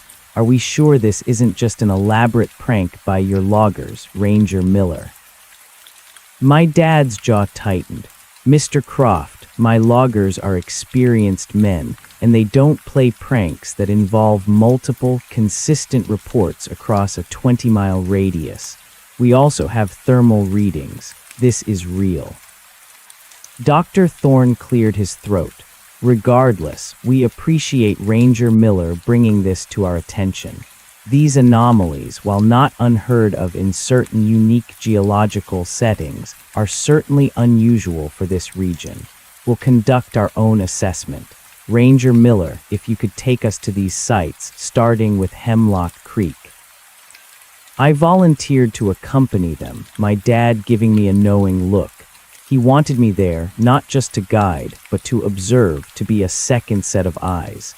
He knew I still had more to tell, and perhaps seeing their reaction to the physical evidence would either convince me to come clean or confirm my fears. The first few days with the team were tedious. We visited the sites my dad and I had cataloged: Hemlock Creek, the patch of vibrant moss, the clearing with the partially obscured circular holes. Dr. Thorne methodically took soil samples, temperature readings, and geological measurements. Dr. Petrova meticulously photographed the plants, noting their unusual vigor and analyzing their chlorophyll content. Mr. Croft mostly stood by, arms crossed, looking at his watch. At each site, the scientific explanations were trotted out. Hemlock Creek was attributed to a possible, yet undiscovered, geothermal vent, despite the lack of evidence for one. The vibrant moss was dismissed as a unique, hardy mutation. The circular holes were tentatively identified as frost heaves or animal burrows, a theory that I knew was utterly absurd given their uniform precision. But the scientists were puzzled. The numbers didn't quite add up. The geological structure of the Blackwood simply didn't support geothermal activity. The botanical vigor was beyond normal photosynthetic efficiency, and the precision of the holes, even partially filled with snow, defied natural explanation. These are peculiar aberrations, Dr. Thorne conceded on our third day, standing over a particularly vibrant patch of glowing lichen on a rock face. The thermal energy present is significant, and the biological response is remarkable, but we simply lack the data to formulate a comprehensive theory. Dr. Petrova knelt, examining a cluster of intensely green pine needles. These specimens are radiating energy subtly but consistently. It is like they are charged. She looked up at me, a flicker of something in her eyes. You mentioned your sat phone was dead during the blizzard, Mr. Miller. Did you experience any other electromagnetic interference? My heart leaped. She was getting close. My camera died, I admitted, my voice carefully neutral, and my GPS was acting up. She nodded thoughtfully. Interesting. The energy signature we are detecting could plausibly interfere with certain electronics. Mr. Croft scoffed. So we're talking about a faulty satellite signal and some unusually green plants. I fail to see how this justifies continued investigation, or indeed, the allocation of provincial resources. This sounds like an overblown natural anomaly, not a threat to the logging industry. Mr. Croft, Dr. Petrova said, her voice sharp, the energy output alone is worth studying, and the rate of biological activity is unprecedented for this climate. There is something profoundly unusual happening here. It was then that I decided the time for caution was over. These people needed to know. Not everything, not yet, but enough to push them towards the true source. There's something else, I said, my voice cutting through their academic bickering. They all turned to look at me. Something that connects all these anomalies. My dad looked at me, a flicker of warning in his eyes, but I ignored it. I had to do this. There's a boulder, I continued, my gaze fixed on Dr. Thorne, deep in the North Ridge. I found it during the blizzard. It's the source. All of this, it started there. Dr. Thorne raised an eyebrow, a patronizing smile playing on his lips. A boulder, Mr. Miller. A singular rock is responsible for a 20-mile radius of thermal and botanical anomalies. Not just any boulder, I insisted, the images flashing in my mind. It's impossibly warm. It has a strange, glowing spiral etched into it, and around it the snow is melted year-round. It's radiating this energy, and that's where my snowmobile vanished. Mr. Croft snorted derisively. Dr. Petrova, however, looked intrigued. A persistent thermal source with a unique geological marker and evidence of energy absorption by surrounding flora, she scribbled furiously in her notepad. That aligns more closely with a single point of origin theory. My son's snowmobile didn't vanish, Doctor, my dad interjected, trying to backtrack. He simply lost it in the whiteout. No, Dad, I pressed, looking him directly in the eye. It vanished. The tracks just stopped. And that's where I camped near the boulder. That night it levitated, and it manifested a glowing mechanical arm. It drilled those holes we saw with a beam of light, and it communicated. It cut off my phone, and it marked me.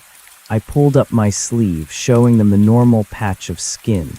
It was glowing emerald green, just like the lichen, just minutes after I touched it. The hum, I can still feel it sometimes. Silence, deep, profound silence, broken only by the whisper of the wind through the pines. Dr. Thorne stared at me, his mouth slightly agape, then glanced at my dad, a look of pity and concern on his face. Mr. Croft looked like he wanted to throttle me. Dr. Petrova, however, had stopped writing. Her eyes were wide, fixed on me, a strange intensity in their depth. My dad finally broke the silence, his voice strained. Son, that's enough, you're overtired. Dr. Thorne, Dr. Petrova, Mr. Croft. My son had a very traumatic experience during that blizzard.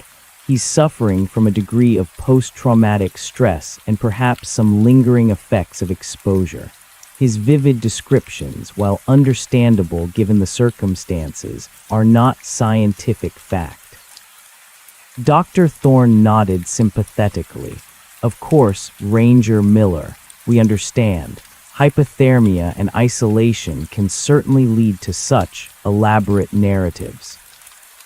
But what if it's not? Dr. Petrova cut in, her voice surprisingly firm. She looked at me again, then back at the others. The electromagnetic interference, the localized warming, the unprecedented biological activity, these are facts.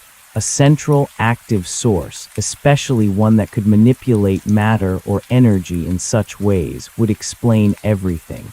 Mr. Miller, can you lead us to this boulder? My dad opened his mouth to protest, but Dr. Petrova held up a hand.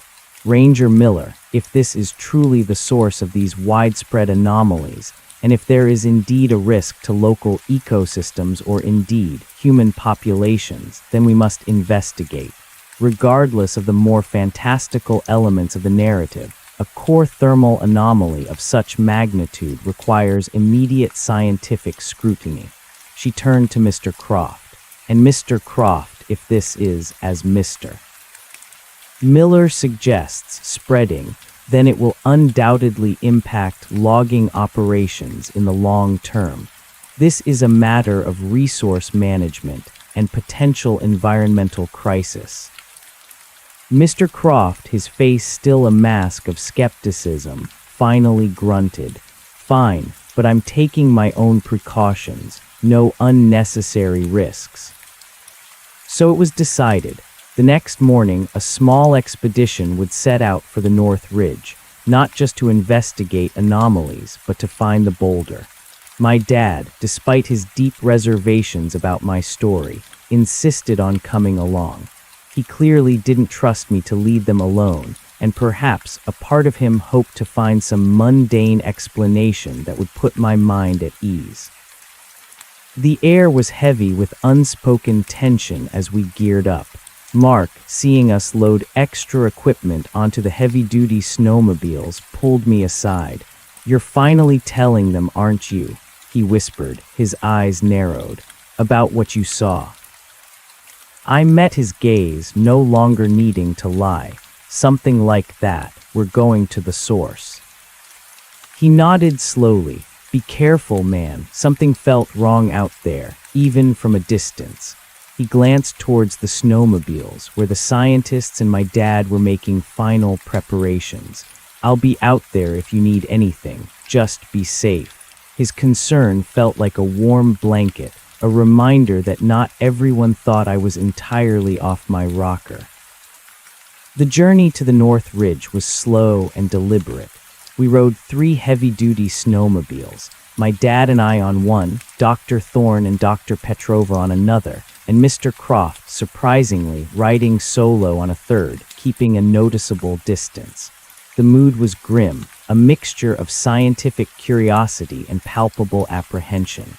I led the way, my memory guiding me through the increasingly dense forest.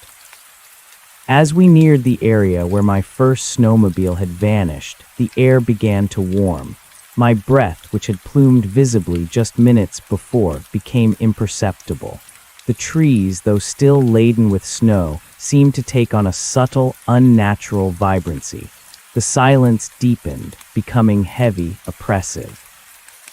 "Temperatures rising significantly," Dr. Thorne announced, checking a handheld device. "Almost 5 degrees Celsius above ambient, and the humidity remarkable." Dr. Petrova was already scanning the trees, her face alight with professional excitement.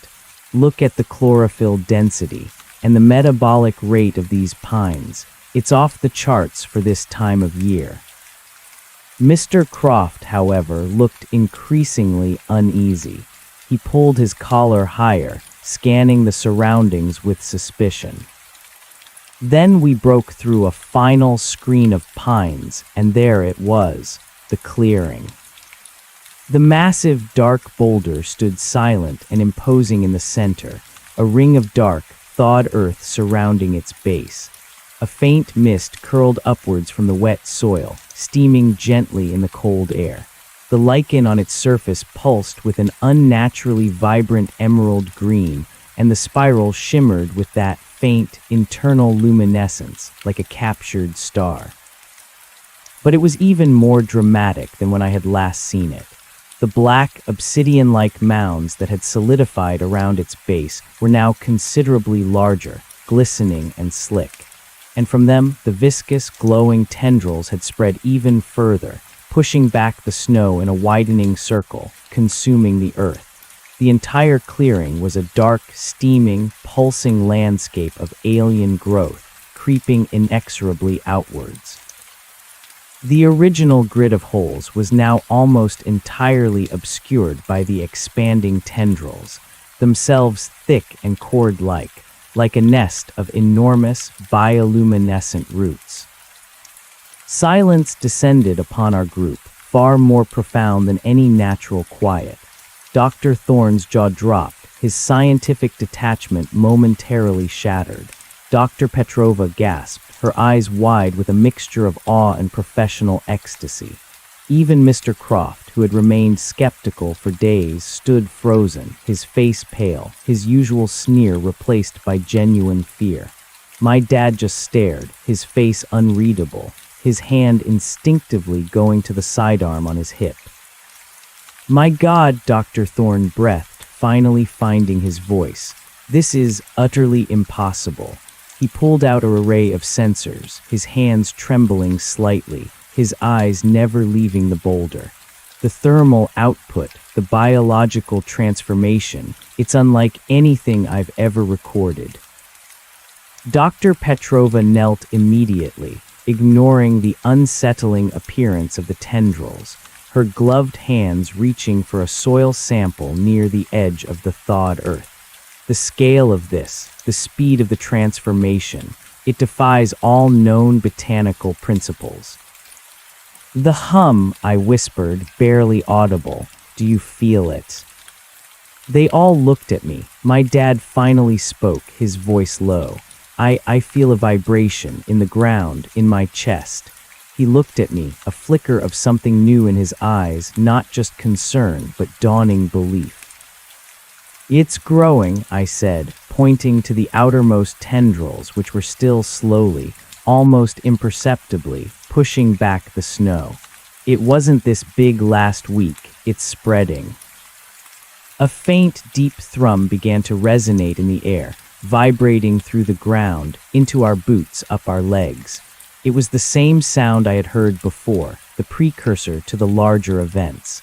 The glowing tendrils pulsed in time with the growing vibration, their sickly green light intensifying. The spiral on the boulder brightened, casting an eerie emerald glow over the clearing. "Stay back," my dad ordered, his voice sharp, finally taking command. He drew his pistol, holding it ready, aiming it vaguely at the pulsing rock. It was a futile gesture, but a human one.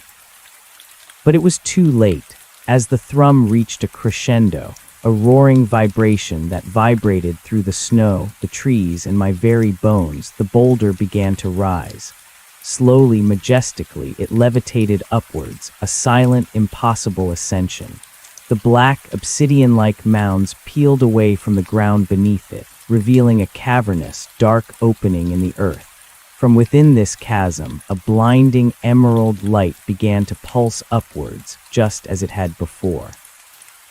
Dr. Thorne dropped his instruments, his face a mask of disbelief. Dr. Petrova stumbled back, her eyes wide with a mixture of terror and utter wonder. Mr. Croft actually swore, a guttural sound of pure fear, and started backing away towards his snowmobile. My dad stood frozen, pistol still aimed, but his eyes were fixed on the impossible sight, his understanding of the world visibly shattering. The green light intensified, becoming almost painfully bright, forming a towering column of pure energy that stretched upwards into the winter sky. The ground beneath the column, now exposed, bubbled and churned with the dark, viscous substance, which pulsed with its own sickly green internal light. Then from the glowing fissure in the boulder, a ripple of energy pulsed outwards, a wave of visible green light that expanded rapidly, washing over the surrounding trees. As the wave passed over them, the trees reacted.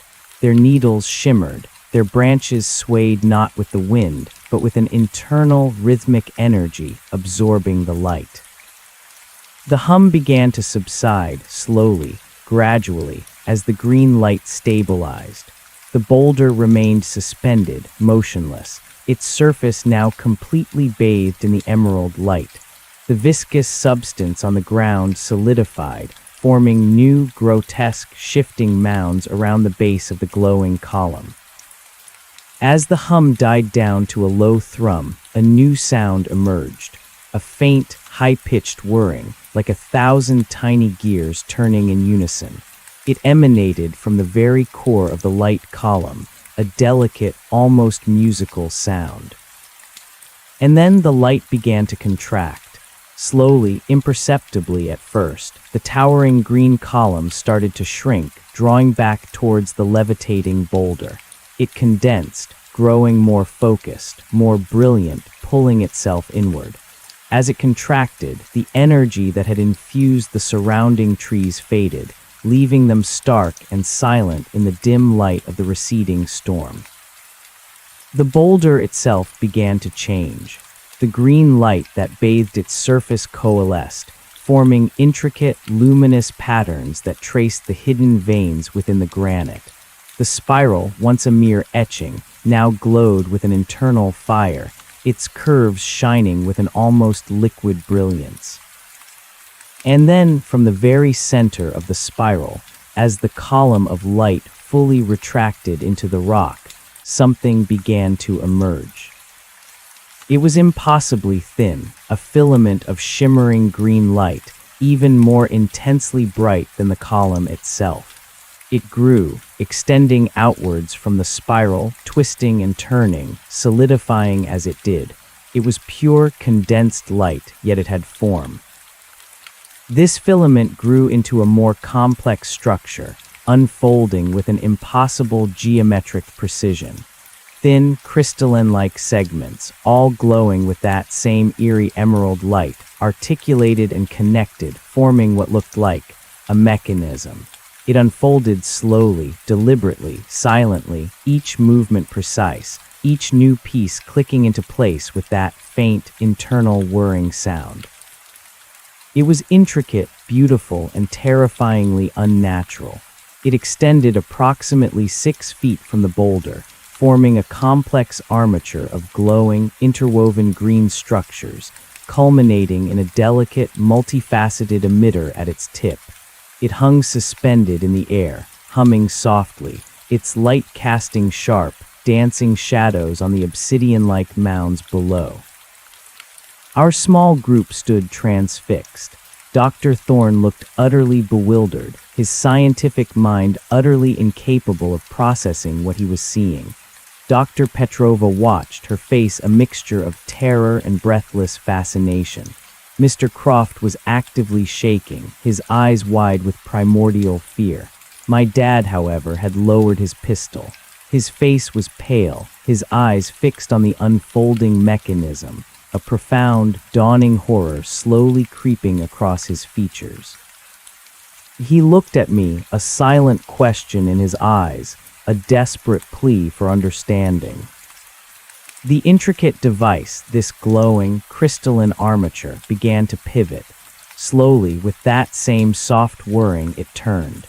Its multifaceted emitter at the tip rotated, scanning the immediate surroundings with its eerie green light.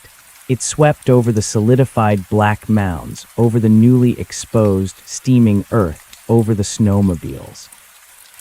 Then, with terrifying slowness, it began to turn towards us. My breath hitched in my throat. I couldn't move. My muscles were locked, my blood like ice. The green light from the emitter washed over the snow directly in front of us, then crept closer, illuminating our shocked faces. The hum from the boulder seemed to rise in pitch, a subtle shift that made my teeth ache. A deep sense of being observed, of being analyzed, washed over us. It was the cold, calculating gaze of something utterly inhuman. The light beam didn't just illuminate the snow, it seemed to interact with it. Where the green light touched, the snow began to shift, to churn, not melting, but undergoing a strange, almost molecular rearrangement. Small, shimmering particles, like motes of dust, began to rise from the snow, dancing in the green light, then dissipated into the air. As we stared, utterly mesmerized, the light beam shifted slightly, tracing a line in the snow, like an invisible finger drawing on a pristine white canvas. And along that line, the snow receded, not melted, but vanished. It was as if the very substance of the snow was being dematerialized, leaving behind a perfectly clear, dark line on the ground. Then the beam stopped moving. It hovered over a single patch of snow, perhaps a foot square directly in front of our group, just beyond the line where the tendrils had stopped. The snow churned, particles rose, and then slowly a depression began to form.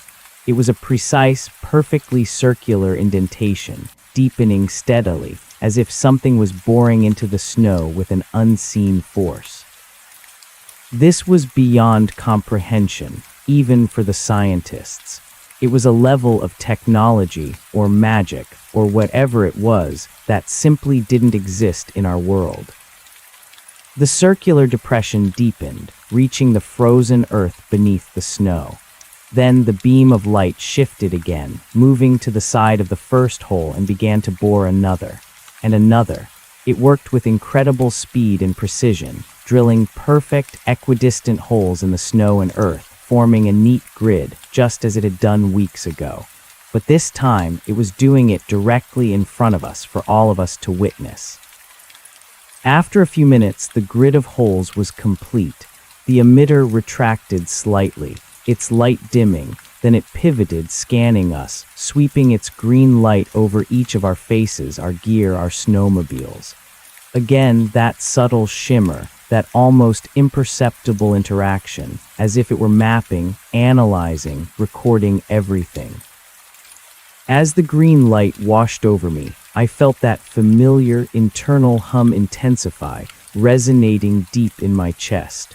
A dull ache began behind my eyes, and then I felt it, a faint, almost ticklish sensation on my left arm. I glanced down. The patch of skin on my forearm, where I had touched the filament weeks ago, was beginning to glow again. A faint emerald luminescence, just like the tendrils, was seeping through the fabric of my jacket, emanating from my skin. It pulsed softly, in time with the hum from the boulder. "My arm," I whispered, holding it out. "It's glowing again." My dad looked, his eyes wide, then at the others. Dr. Petrova, despite her fear, leaned closer, her eyes fixed on my arm. "The energy signature," she breathed. "It's reacting to your presence, to the field, or perhaps it's part of you now." Mr. Croft, seeing the glowing arm, let out a terrified yell. "Get back, that thing's infecting him, we need to go." He stumbled backwards, tripping over a root, scrambling clumsily towards his snowmobile. He fumbled with the ignition, desperate to escape. But as he tried to start his snowmobile, the multifaceted emitter on the alien device swiveled sharply, focusing its beam directly on Mr. Croft's machine. The green light intensified, engulfing the snowmobile in an ethereal glow. The engine sputtered once, then died. The lights on the dashboard flickered, then went out. A faint, high-pitched whine emanated from the snowmobile, like a dying circuit board. Then, before our horrified eyes, the sleek metal casing of the machine began to ripple, to shimmer, to melt not with heat, but with that strange, molecular rearrangement I had seen in the snow. Small, shimmering particles, like motes of dust, began to rise from the snowmobile, dancing in the green light, then dissipated into the air. The plastic, the metal, the rubber, all of it seemed to be deconstructing, dissolving, vanishing into fine, glowing dust. Mr. Croft screamed, a raw, desperate sound of pure terror, as his snowmobile literally dematerialized before him, leaving nothing but a faint outline in the snow and a quickly fading cloud of green particulate matter. He stumbled back, staring at the empty space where his machine had been, his face utterly devoid of color. Then the delicate, intricate armature slowly began to retract back into the boulder. Segment by segment, with that soft whirring, it folded in upon itself, collapsing into a smaller, tighter configuration until it was almost flush with the boulder's surface. The green light on its structures dimmed, then faded entirely, leaving only the soft glow of the spiral and the faint internal light of the fissure. The boulder itself, which had been levitating slowly, gently, began its descent. It sank back down, almost imperceptibly, until it settled back into the ground, nestling into the dark, obsidian-like mounds that had formed around its base. It was as if it had simply taken a breath, performed a function, and then retreated, becoming once again the impossibly warm, dark stone I had first discovered. The internal hum faded entirely, leaving behind only the distant whisper of the wind through the pines and the sound of our own ragged breathing. The green light emanating from the spiral dimmed significantly, becoming a faint, almost ghost-like luminescence. The clearing returned to its hushed silence, the deep cold quickly settling back in now that the boulder was dormant. But it wasn't the same. Nothing was the same. The dematerialized snowmobile, the glowing arm, the silent horror in my companion's eyes, these things had shattered their world, just as they had shattered mine. Mr. Croft was openly weeping, a man utterly broken by what he had witnessed. Dr. Thorne was slumped on the snow, his head in his hands, muttering to himself. Dr. Petrova, however, stood perfectly still, her eyes fixed on the now benign-looking boulder, a strange, calculating expression on her face. My dad finally put his pistol away, his hand trembling. He looked at me, then at the empty space where Mr. Croft's snowmobile had been, then back at the boulder. His eyes held a profound, terrifying understanding. The skepticism was gone, replaced by stark, undeniable belief. "It took your snowmobile," he whispered, his voice hoarse. "It just took it." He looked at me, his gaze intense. "Everything you told me, it's true." I nodded, my own voice lost. The glowing on my arm began to fade slowly, as the direct proximity to the active device lessened. But the hum, that internal vibration, was stronger than ever. Dr. Petrova finally moved, slowly approaching the edge of the thawed earth, her scientific curiosity overriding her fear. She pulled out a small, specialized sensor and began to sweep it over the ground where the snowmobile had been. The device hummed, its readout flickering erratically. "The energy signature, it's like nothing I've ever seen," she murmured, almost to herself. "Not just a dematerialization, it's a conversion."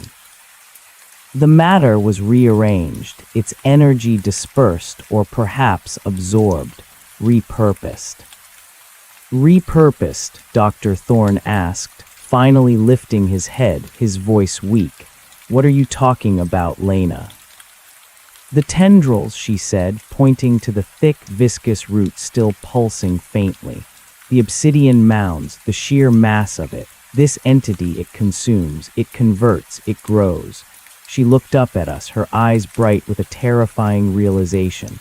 "And it's not just a localized phenomenon. The other sites, the vibrant plants, the warmth, these are not anomalies. They are extensions, outposts. It is literally terraforming. Slowly, subtly, but inexorably, it is remaking this forest in its own image." Mr. Croft, who had finally managed to regain some semblance of composure, albeit a terrified one, stumbled towards us. "We have to report this. To the government, the military. This is an existential threat." "Who would believe us, Mr. Croft?" Dr. Thorne asked, his voice hollow. "Even with all of us as witnesses, what we've seen, it defies all known physics, all known biology. They'll think we've gone mad." "They believed my son's story enough to send you out here," my dad said, his voice firm, "at least in part. They'll have to believe us now. We have a shared experience, and we have the evidence." He looked pointedly at the vanished snowmobile, then at the glowing boulder. "And we have him." He gestured towards me and my still faintly glowing arm. "He's been marked." Dr. Petrova looked at my arm, then back at the boulder. "He is connected," she corrected, a strange note in her voice. "He touched it when it was active. He is a conduit, a sensor, or perhaps a part of the network now." The thought sent a fresh wave of nausea through me. A part of the network. Was I slowly being assimilated, like the snowmobile, like the forest? "We need to get out of here," my dad commanded, his voice resolute.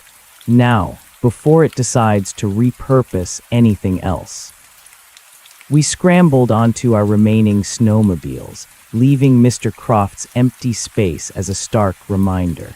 Dr. Thorne, shaken but driven by a renewed scientific imperative, hastily collected his dropped instruments.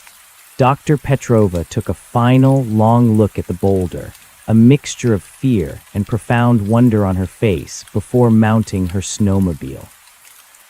The ride back was silent, a stark contrast to the initial cautious chatter. Each of us was processing the impossible truth. the horrifying reality of what we had witnessed. Mr. Croft clung to the back of Dr. Thorne's snowmobile, occasionally whimpering. My dad rode with a grim determination, his eyes fixed ahead, but I could feel the tension radiating from him. I clung to him, my arms still faintly humming, though the glow had now completely faded. The forest, once a comfort, now felt like a living, breathing, hostile entity. When we finally reached the ranger station, it was dark. My dad immediately secured the area, locking the gates, drawing the blinds. He then turned to Dr. Thorne, Dr. Petrova, and Mr. Croft. "We need to formulate a cohesive report," he said, his voice firm, "one that they cannot dismiss. We have to be meticulous, precise, and we have to stick together on this. If we contradict each other, they'll write us all off as deranged." Dr. Thorne, still visibly shaken, nodded mutely. Dr. Petrova, however, had regained her composure, her eyes sharp and focused. "We have thermal readings, botanical analyses, and the visual testimony of a mechanical construct that defies all known physics, and the complete, instant dematerialization of a modern snowmobile. This is not anecdotal. This is evidence. Hard, undeniable evidence." "And the boy," Mr. Croft added, his voice still trembling, his glowing arm, that thing touched him. My dad looked at me. "The mark is gone now, but the sensation isn't, and I saw it with my own eyes." "We need to document everything," Dr. Petrova continued, "every detail, and then we need to decide who to contact first. This is too big for a provincial ministry or a university geology department alone. This requires national, perhaps even international, attention." The conversation stretched late into the night.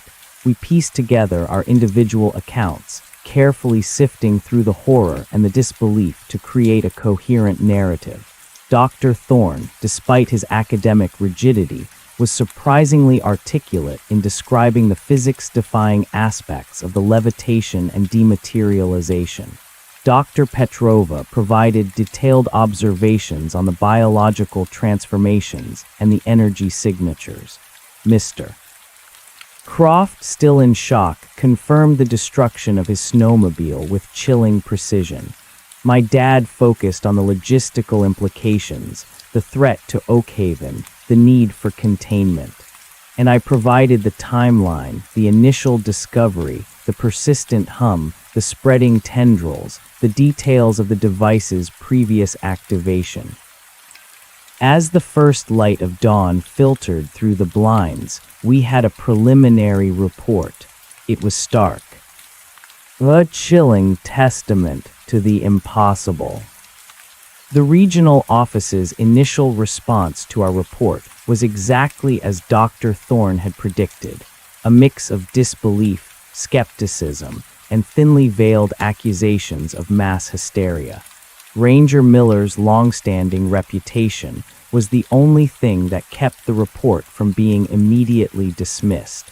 They demanded more evidence, suggesting we might have collectively misinterpreted natural phenomena. Perhaps a methane leak creating unusual thermal pockets, combined with a local atmospheric electrical disturbance for the snowmobile. As for the rest, well, the mind can play tricks, the regional chief had said, his voice laced with patronizing condescension over the crackling phone line. My dad, however, was no longer a man to be reasoned with through mundane explanations. He was grim, resolute. "They don't get it," he said, slamming the phone down after a particularly frustrating call. "They think we're all suffering from shared acute stress response." "They didn't see it," Dr. Petrova said, her voice quiet but firm. She was already at a large map spread across the ranger station table, meticulously marking the known anomaly sites and extending lines based on her theory of the tendrils' outward growth. "They can't comprehend it. It is beyond their framework of reality." Mr. Croft, still visibly traumatized, agreed with a shudder. They'll never believe us until it's too late, until that thing is at their doorstep. He looked utterly defeated. Dr. Thorne, despite his own shattered worldview, found a new resolve. We need concrete, irrefutable data, not just our testimony. We need to go back. My dad, however, shook his head. Not yet, we need a plan, and we need to prepare Oakhaven. I'm not waiting for some bureaucratic committee to greenlight an expedition while that thing spreads. He looked at me. Son, you're the most connected to it. What does it feel like now? I closed my eyes, focusing inward. The hum was still there, a faint, persistent vibration deep in my bones, like a distant, massive engine. It was muted compared to its active phase, but it was there, a constant reminder. It's dormant, I said, opening my eyes, like it's sleeping, but it's still present, and I still feel that pull, that connection. It's like a phantom limb, always there. I pulled up my sleeve. The skin was normal, but I could feel it, an echo of the green glow. Dr. Petrova nodded thoughtfully. The entity operates on an energy cycle. It consumes, it converts, it grows, then it enters a dormant phase to consolidate its gains. The hum is likely a low-level energetic signature, a biological or mechanical baseline. So what's the plan? I asked, looking at my dad. His eyes were hard. First, we contact higher. Forget the regional office. I'm calling the ministry in the capital directly, and I'm going to make sure they understand the urgency. If they don't, I'm calling a journalist. This can't be kept secret. And that's exactly what he did. His call to the ministry was heated, forceful. He bypassed his immediate superiors, speaking directly to a deputy minister known for her no-nonsense approach and environmental advocacy. He recounted our shared experience, highlighting the immediate threat to the Blackwood, framing it as an ecological disaster of unprecedented scale. He stressed the dematerialization of Mr. Croft's snowmobile, providing the make, model, and the empty space where it had been as compelling, if bizarre, evidence. To our surprise, it worked. The deputy minister, initially skeptical, was apparently swayed by my dad's uncharacteristic intensity and Mr. Croft's corroborating and still terrified testimony.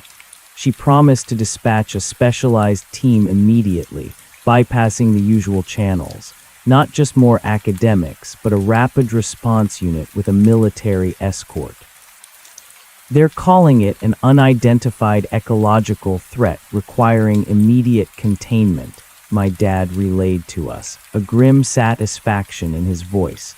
They're sending in a full task force, should be here within 48 hours. They want us to stay put, keep the area secure, and under no circumstances approach the site. Fat chance of that, Mr. Croft muttered, still jumpy, but a flicker of hope now in his eyes. The 48 hours felt like an eternity. We remained locked down in the ranger station, poring over maps, refining our report, and trying to mentally prepare for the arrival of what could only be described as a small army. My dad, ever the protector, began quietly contacting trusted members of the Oakhaven community, Mark, the other rangers, a few longtime loggers, hinting at an unusual environmental incident, and advising them to be vigilant, to stay away from the North Ridge. He didn't reveal the full, horrifying truth, but enough to instill a sense of caution without inciting panic. I spent most of my time watching Dr. Petrova. She seemed to be operating on a different plane, her fear overshadowed by an almost feverish intellectual drive. She was sketching diagrams, running calculations on a small, rugged laptop, attempting to model the entity's growth patterns and energy requirements. She often looked at me, a strange intensity in her gaze, as if I were a key piece of her unfolding puzzle. "The hum, it is a constant," she murmured to me once, tracing a line on her map.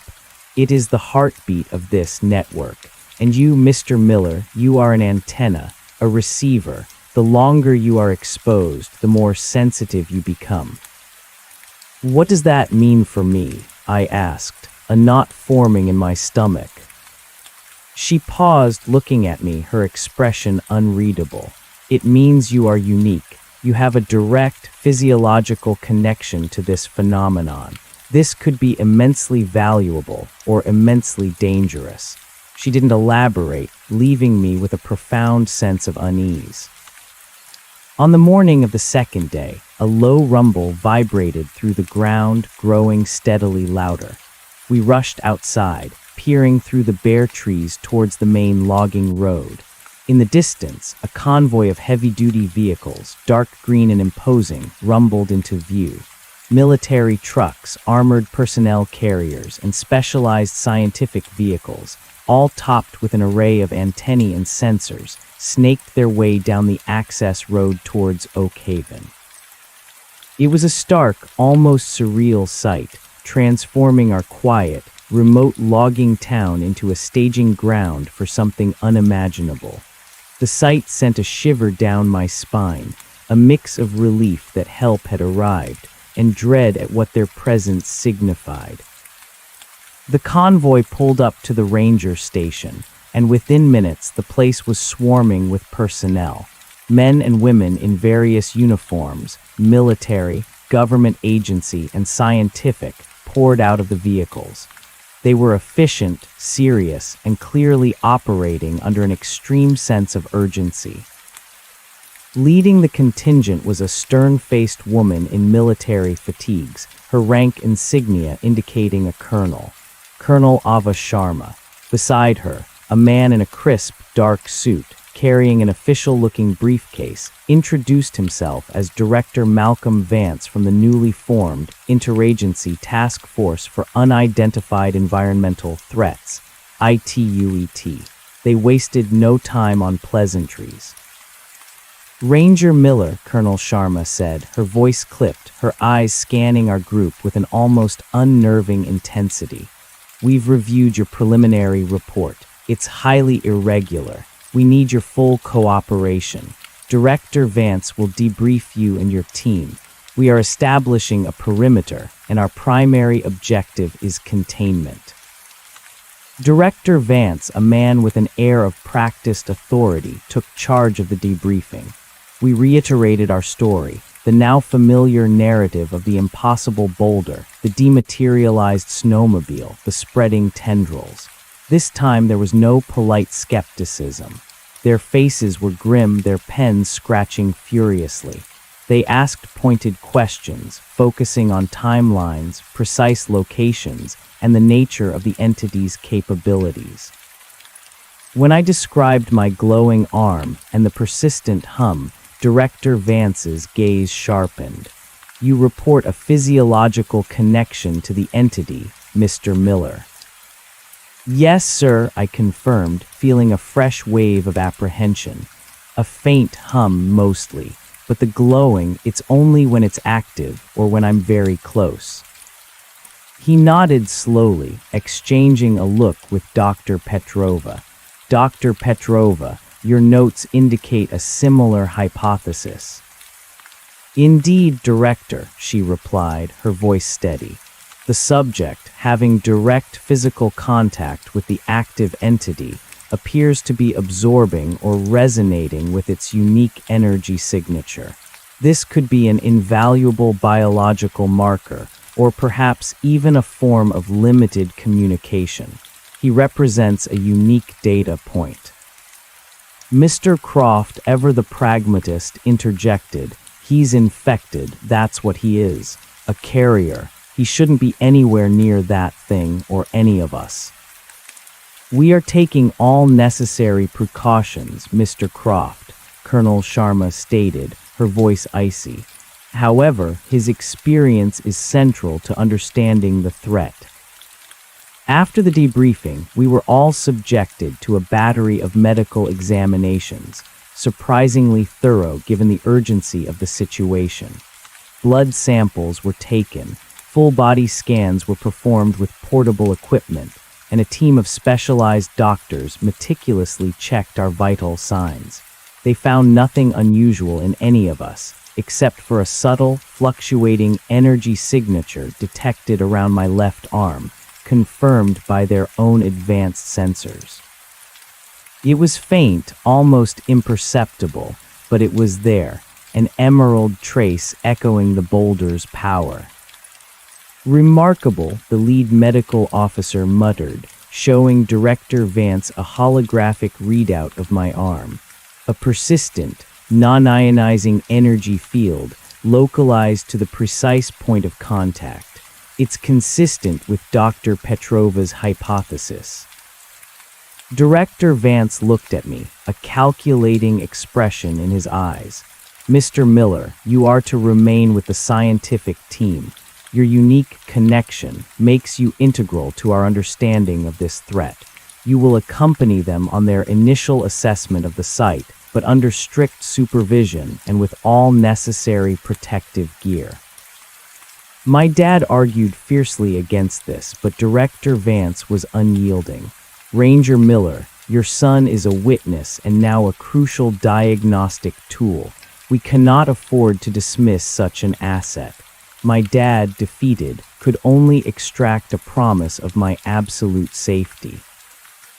The task force wasted no time. Within hours, a forward operating base, FOB, was established several miles from the North Ridge, beyond the detectable influence of the anomaly.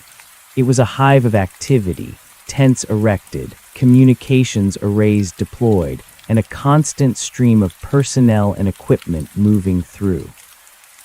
The next morning, the initial reconnaissance team was assembled. It was a formidable group, Colonel Sharma and Director Vance, accompanied by Dr. Thorne, Dr. Petrova, and myself.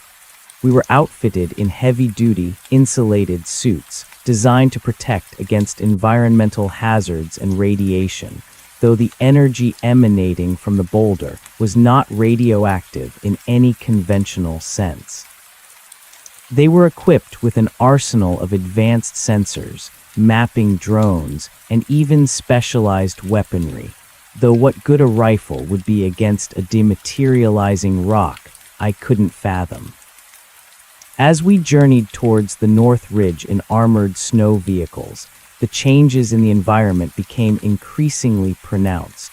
The air grew warmer, the snow thinner. Patches of vibrant green moss and intensely colored pine needles were now more common, even extending into areas where the snow still lay thick. Dr. Petrova, observing with hawk-like precision, constantly updated her maps, refining the entity's apparent sphere of influence. "It's expanding faster than we estimated," she reported, her voice tight with concern. "The outer tendrils have reached farther than my previous projections. This rate of growth, it's exponential." Colonel Sharma tightened her grip on her rifle. "Understood, we will adapt." When we finally broke through the last screen of trees and the clearing opened up before us, a collective gasp went through the team. It was even worse than I remembered. The boulder stood in the center, a dark, silent sentinel, but the ring of thawed earth around it had widened dramatically, now encompassing perhaps 3 times the area I had seen a week ago. The black, obsidian-like mounds had grown into grotesque, organic-looking structures, glistening wetly under the overcast sky, and the tendrils, they were everywhere. Thick, cord-like, pulsing with a faint green light, they snaked across the thawed earth, burrowing into the soil only to reappear further out, consuming the snow with an unsettling efficiency. The air was thick with mist, steaming gently, and the low, persistent hum was undeniable, resonating through the ground and into our protective suits. "My God," Director Vance breathed, his usually impassive face etched with awe and alarm. The scale, it's truly unprecedented. Colonel Sharma immediately began issuing orders into her comms unit. Perimeter secured. Deploy sensor array. Thermal imaging and bioscans to begin immediately. No personnel to approach closer than 100 meters without explicit orders. Dr. Thorne, despite his shock, was already deploying a battery of geological sensors, his hands moving with practiced efficiency. Dr. Petrova, however, bypassed the general perimeter. Her eyes were fixed on the tendrils, her scientific curiosity overriding her caution. She moved cautiously, almost instinctively, towards the edge of the thawed earth, her specialized botanical scanner already in hand. "Lena, stay back," Director Vance ordered, his voice sharp. But she ignored him, her focus absolute. "The tendrils are radiating a unique energy signature, Director. It's absorbing atmospheric moisture, converting organic matter. It's a living factory." She knelt at the edge of the thawed patch, carefully extending a gloved hand to touch one of the outermost tendrils. As her hand made contact, the tendril, which had been quiescent, pulsed with a brighter green light. The hum from the boulder intensified slightly, a subtle shift in pitch that only I seemed to fully register. A faint, almost imperceptible tremor ran through the ground. "Dr. Petrova, withdraw," Colonel Sharma commanded, her voice urgent. But it was too late. As Dr. Petrova tried to pull her hand back, the tendril coiled around her glove, a sudden, almost intelligent movement.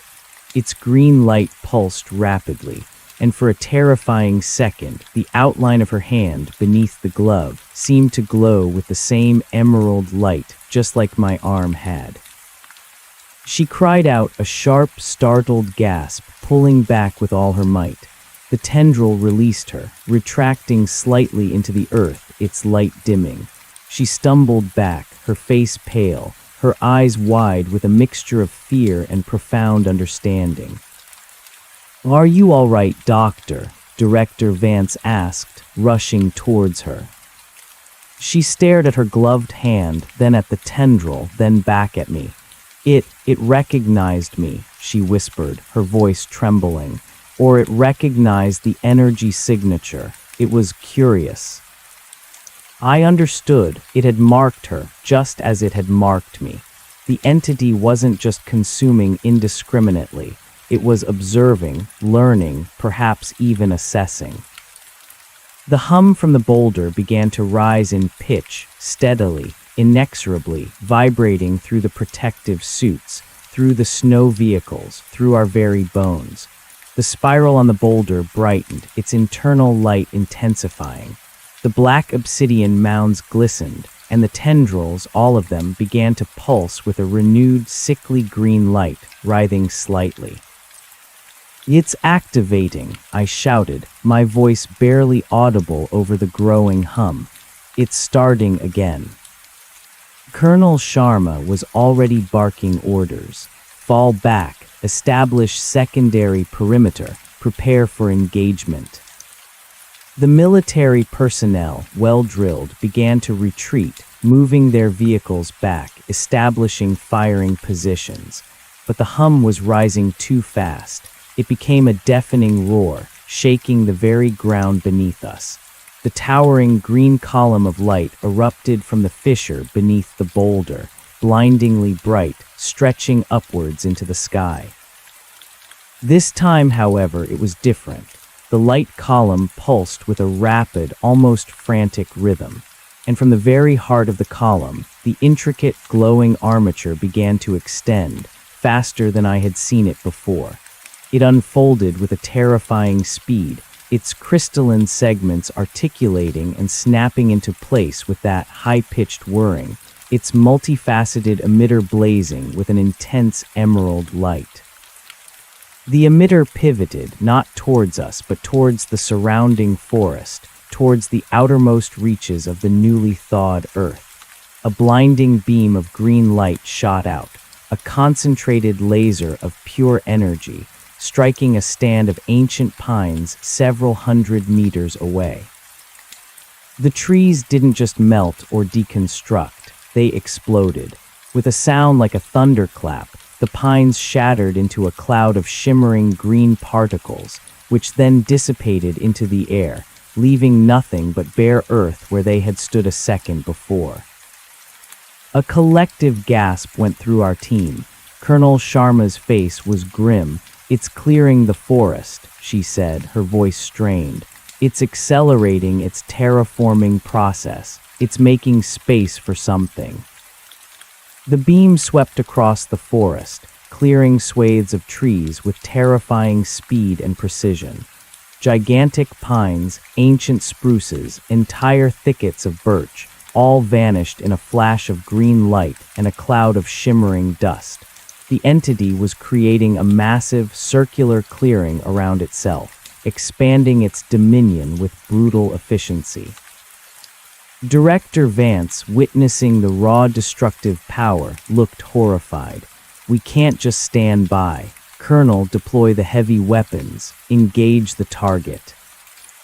Colonel Sharma hesitated for a split second, then nodded. "All units, open fire. Target the central mass. Suppressive fire." The air immediately filled with the roar of heavy machine guns, the thud of grenade launchers, and the sharp crack of sniper rifles. A torrent of bullets and explosive rounds rained down on the levitating boulder, striking its dark, obsidian-like surface. But it was utterly useless. The rounds simply ricocheted off its surface or vanished into the emerald light column without effect. It was as if we were firing pebbles at a mountain. The entity was impervious. As the futility of the attack became painfully clear, the boulder pulsed with renewed intensity. The green light of its column widened slightly, and the emitter on the armature, instead of destroying more trees, began to move. It pivoted slowly, deliberately, towards our position. A cold dread gripped me. This was it. It was going to dematerialize us, just like Mr. Croft's snowmobile. "Fall back, full retreat," Colonel Sharma bellowed into her comms, her voice laced with desperation. But as the military personnel began to scramble, pulling back their heavy weapons, the emitter's light suddenly flared, not with a destructive beam, but with a diffuse, emerald wave that pulsed outwards, washing over the entire area of our retreat.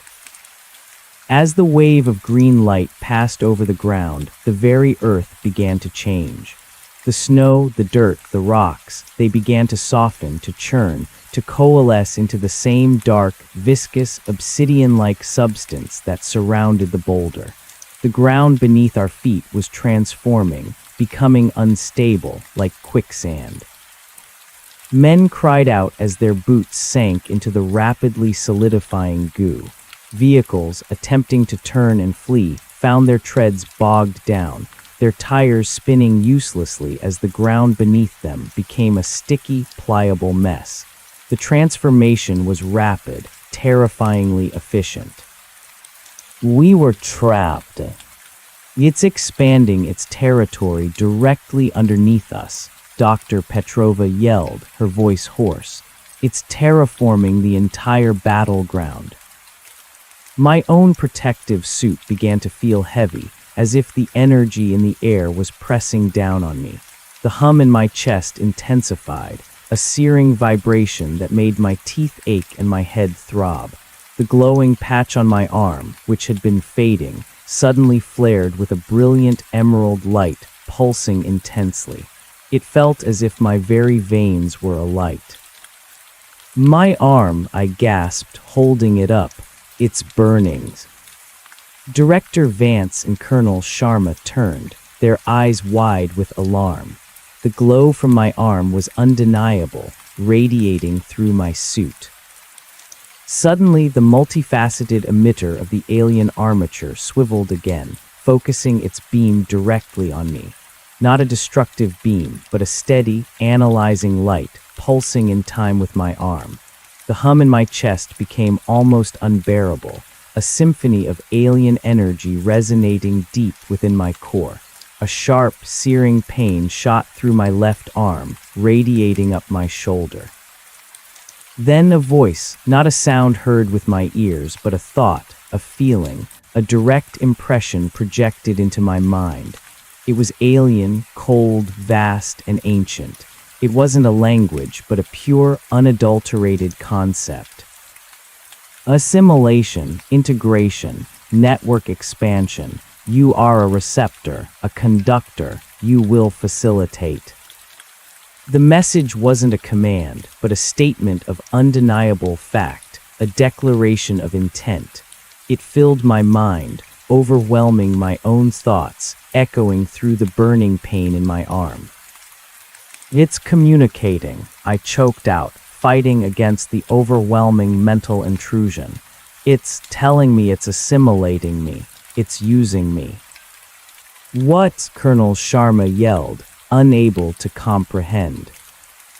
Director Vance, however, stared at me, then at the glowing emitter, then back at my arm, a look of dawning horror and terrifying understanding on his face. Mr. Miller, fight it, break the connection. But how? It wasn't a physical connection. It was mental, energetic.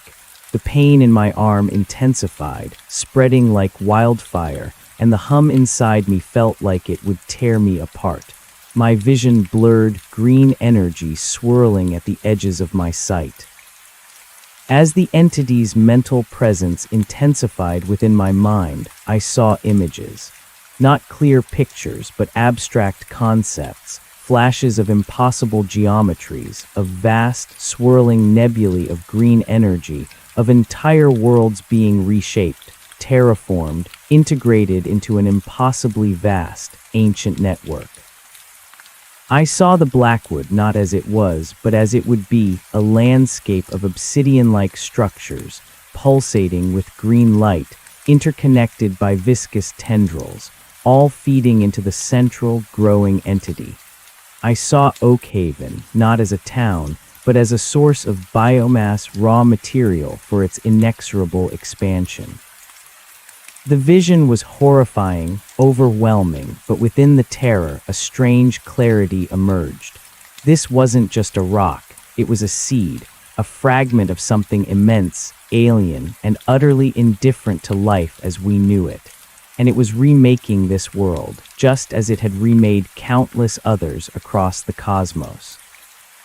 Suddenly, Dr. Petrova, who had been observing my reaction with a strange, terrified fascination, cried out, "Director, the tendrils, they're growing faster. They're heading towards the fob."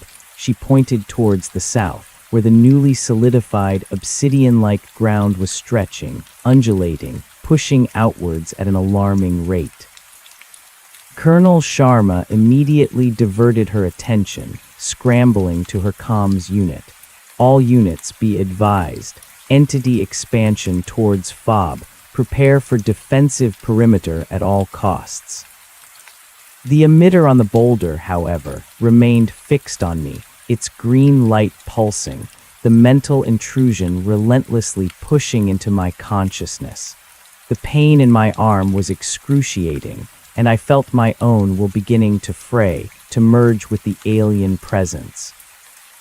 Network integration. Commence conversion.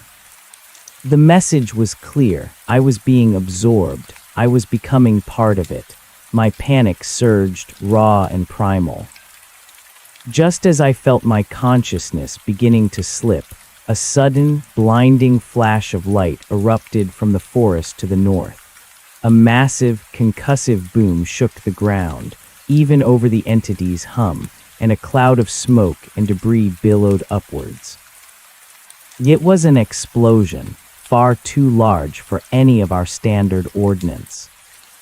The emitter on the boulder's armature wavered, its green light flickering. The mental intrusion in my mind faltered, breaking its relentless hold. The pain in my arm receded slightly, a moment of precious reprieve. The entity had reacted. It had been hit. What was that? Director Vance yelled, shielding his eyes from the secondary flashes of light now erupting from the northern forest. Colonel Sharma, her face a mask of furious concentration, brought her binoculars to her eyes. It's not our ordnance. Multiple energy signatures. Unknown origin. She pointed. Look, more incoming. From the north, streaking through the sky with incredible speed, came several more flashes of light, followed by corresponding impacts. Each strike created a blinding flash of green energy as it hit the surrounding forest, not the boulder directly, but the areas where its tendrils were expanding most aggressively. The explosions were localized, contained, but devastating to the entity's outward growth. The rapidly solidifying obsidian-like ground buckled and shattered under the assault, sending plumes of black dust and green particulate matter into the air. The entity roared not a sound, but a vast mental scream of pain and fury that echoed through my still-connected mind. The hum intensified, chaotic and discordant, and the green light column above the boulder flared erratically. The emitter, which had been fixed on me, snapped away, swiveling towards the north, towards the source of the attack. It pulsed, no longer with an analyzing light, but with a furious, destructive energy, clearly preparing to retaliate. "Who is doing this?" Dr. Thorne stammered, his eyes wide, fixed on the northern sky. "What is that weaponry?" Before anyone could answer, a new series of bright, shimmering objects appeared from the northern forest, moving with astonishing speed and agility. They weren't planes or helicopters, but sleek, angular craft, metallic and almost invisible against the winter sky, their surfaces reflecting the light in strange, distorted ways. They flew low, weaving through the trees, each one carrying a distinctive, glowing green weapon module. They were attacking the entity, and they weren't human. The alien craft moved with breathtaking precision, firing concentrated bursts of green energy that struck the entity's tendrils and the expanding obsidian ground with pinpoint accuracy. Each hit caused a localized explosion of green light and black matter, destroying sections of the spreading network. The entity responded with a furious barrage. The emitter on its armature, now fully focused on the attacking craft, fired a series of powerful, destructive green beams. One beam struck an alien craft directly. The craft buckled, shimmered, and then exploded in a silent, blinding flash of white light, disintegrating into nothingness. But the other craft, undeterred, continued their assault. They were clearly targeting the entity's growth, its outer manifestations, trying to contain it, to cut off its supply lines. "Another alien force," Director Vance whispered, utterly bewildered. "We're caught in the middle of an extraterrestrial conflict." Colonel Sharma, however, was already reacting. "All units hold fire. Do not engage the new contacts. Observe and report." She pointed towards the ground, where the newly solidified obsidian-like material was beginning to crack, to recede slightly under the concentrated assault from the new arrivals. They're weakening it, they're pushing it back. The alien entity, reeling from the unexpected attack, began to retract its tendrils, pulling them back towards the central boulder.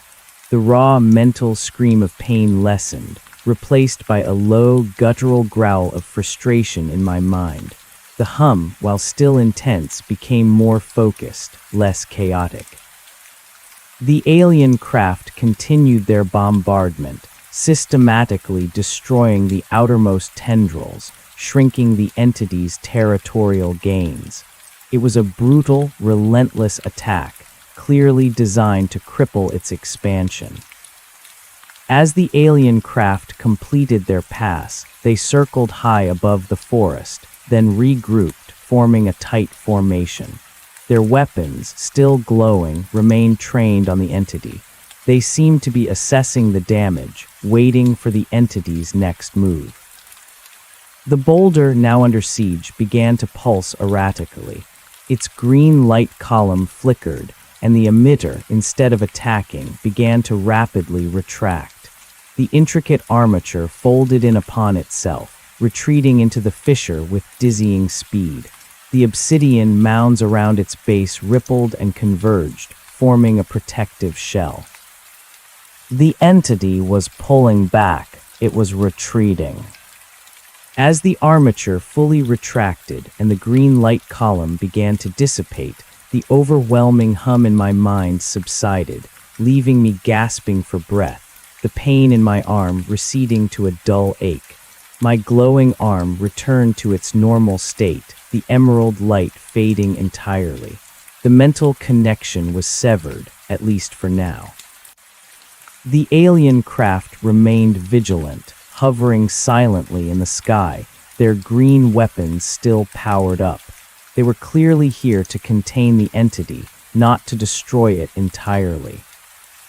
"They've forced it into dormancy," Dr. Petrova breathed, her eyes wide with wonder and terror. "They're managing it, containing it." "Managing it," Director Vance stammered. "What does that mean, Lena? Who are they? Are they here to help us, or are we just collateral?" Colonel Sharma shook her head, her face grim. "We don't know, but for now they seem to be fighting our enemy. Let's not provoke them. All units maintain position. Do not engage. We await further instructions." The situation had just escalated beyond anything we could have imagined. We weren't just dealing with an unknown alien threat. We were now witnesses, and potentially pawns, in an interspecies war playing out in the remote Blackwood. My dad rushed over to me, pulling me into a rough embrace. "Son, are you all right? What did it say?"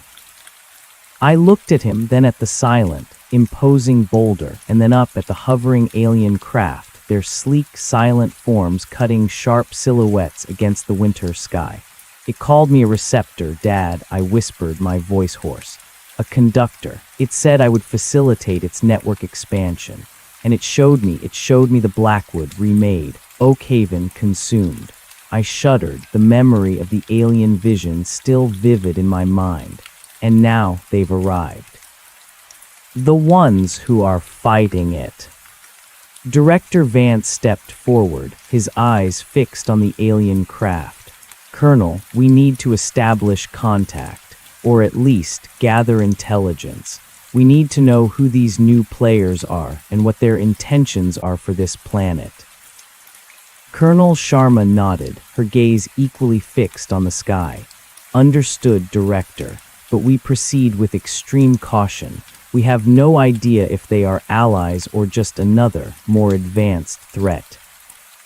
The standoff began. The alien craft hovered silently, watching the dormant boulder. We stood on the transformed Earth, a tiny group of humans caught between two unknown, incomprehensible forces. The silence after the chaos was deafening. The only sound was the wind, whistling through the shattered trees in the distance, and the rapid thumping of my own heart. The battle had ceased, but the war, I knew, had just begun. And I, the man with the lingering hum in his bones, was somehow at its heart. Suddenly, one of the alien craft, the largest of the group, detached from the formation. It moved slowly, gracefully, descending towards our position. Its green weapon modules dimmed, and a single, focused beam of light, not destructive, but observational, shone downwards, sweeping over our group. The light passed over each of us, lingering for a moment on Director Vance, then Colonel Sharma, and finally settling on me. As it did, I felt a faint echo of the hum, not from the boulder, but from the craft above, a subtle resonance in my mind. Then from the underside of the craft, a ramp extended downwards, slowly, silently. A shimmering field, like a distortion in the air, formed at the base of the ramp, and from within that field a figure emerged. It was tall, slender, and bipedal, but clearly not human. Its body was encased in a sleek, form-fitting suit of a dark, iridescent material that seemed to absorb and reflect light simultaneously. Its head was elongated, with large, dark eyes that seemed to take in everything. It had no visible mouth or nose. In its hand, it held a device that pulsed with a soft, blue light. It paused at the base of the ramp, scanning us, its head tilting slightly. Its gaze, when it met mine, was intelligent, ancient, and utterly alien. Colonel Sharma, despite her military training, instinctively took a step back. Director Vance, however, held his ground, his face a mask of determined curiosity. The alien raised its hand, the blue device pulsing gently. And then a voice, synthesized and disembodied, emanated from the device, projected into the air, clear and understandable, yet undeniably artificial. "Greetings, we are the Sentinels. We have observed. We have intervened. Your world is compromised. The growth entity is a persistent threat. Your connection to it is noted, human. You are the anomaly." My blood ran cold. The anomaly. Not a hero, not a victim, but a deviation, a problem. The alien's gaze remained fixed on me, its large, dark eyes seeming to bore directly into my very soul. The blue device in its hand pulsed, and the synthesized voice continued, devoid of inflection, yet laden with chilling meaning. The growth entity designation, Xylos. It is a proto-organism, a parasitic species, programmed for planetary conversion. It has been dormant on your world for 127.3 Earth cycles. Your actions, human, in disturbing its dormancy, have accelerated its activation sequence. A collective gasp went through our human group. My dad's face went pale. We had awoken it. I had awoken it. We are the cause of its accelerated awakening. This has resulted in a critical deviation from our established containment protocols. The Sentinel's words hit me like a physical blow. A cold wave of dread washed over me, stronger than any fear I felt before. My actions, my curiosity, my innocent touch. It wasn't just a random event, it was a consequence directly linked to me. The guilt was suffocating. I looked at my dad, whose face was a mask of disbelief and horror. Your actions," Colonel Sharma echoed, her voice barely a whisper, her eyes darting between me and the alien. "You mean it was us. We caused this." The Sentinel turned its head slightly towards Colonel Sharma, its large, dark eyes impassive. Specifically, the designated anomaly. Its unique biological signature, combined with the entity's long-term dormancy protocols, created an energetic resonance that disrupted its inert state, a highly improbable yet confirmed sequence of events. Director Vance stepped forward, a flicker of anger in his eyes, though he kept his voice controlled. "So you're saying this Xylos has been here all along, on Earth, and you knew about it. Why didn't you warn us? Why didn't you remove it?" The Sentinel tilted its head again, a gesture that seemed to convey a form of alien incomprehension. "Xylos is part of a planetary containment network. It was designated for long-term dormancy. Its presence here is a necessary component of our species' intergalactic directive to prevent uncontrolled expansion of invasive proto-organisms. Direct intervention, outside of containment breaches, is not permitted under the Prime Directive."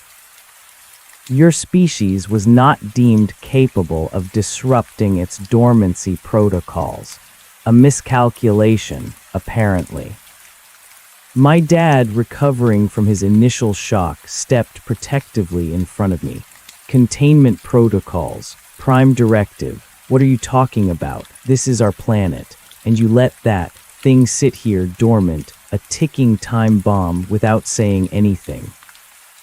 The risk assessment was low, the Sentinel's synthesized voice explained. Xylos has specific energy requirements for full activation. Your world's technological and energetic development was insufficient to trigger a full awakening within the projected dormancy period. The anomaly's unique resonance factor was unforeseen. Dr. Petrova, ever the scientist, pushed past my dad, her fear now overshadowed by an intense intellectual hunger. So this Xylos, it's a living weapon, a terraforming agent for some other species, or is it a species unto itself? Xylos is a proto-organism, the Sentinel stated, a self-replicating, planet-consuming intelligence. It transforms planetary ecosystems into extensions of its own network. It has no other species directing it. It is a contagion. Our mandate is to contain it across the galaxy. This particular specimen was tracked to your system centuries ago and contained on this world. The implications were staggering. We weren't just facing a local phenomenon. We were entangled in a galactic ecological war, and Earth had been chosen as a containment facility for a planet-eating superorganism. In centuries, Dr. Thorne muttered, his face pale. It's been here for centuries. Approximately 127.3 Earth cycles, as previously stated, the Sentinel confirmed. It was deemed a suitable containment site due to its remote location and the relatively low technological progression of its dominant species, which minimized risks of accidental activation, until now. The weight of its words was immense. We were not masters of our own destiny. We were unwitting participants in a cosmic game, our planet merely a holding cell. And I, a simple ranger's son, had thrown a wrench into the delicate balance. Director Vance, his jaw clenched, pointed a finger at the still hovering Sentinel craft. And what about your ships? What was that attack? You're clearly capable of engaging this Xylos. Why only intervene now? Our actions were a response to a critical containment breach, the Sentinel replied. The accelerated activation of Xylos, combined with its rapid territorial expansion, necessitated immediate intervention to prevent a full awakening. Our current objective is to re-establish dormancy and reinforce the containment field around the entity.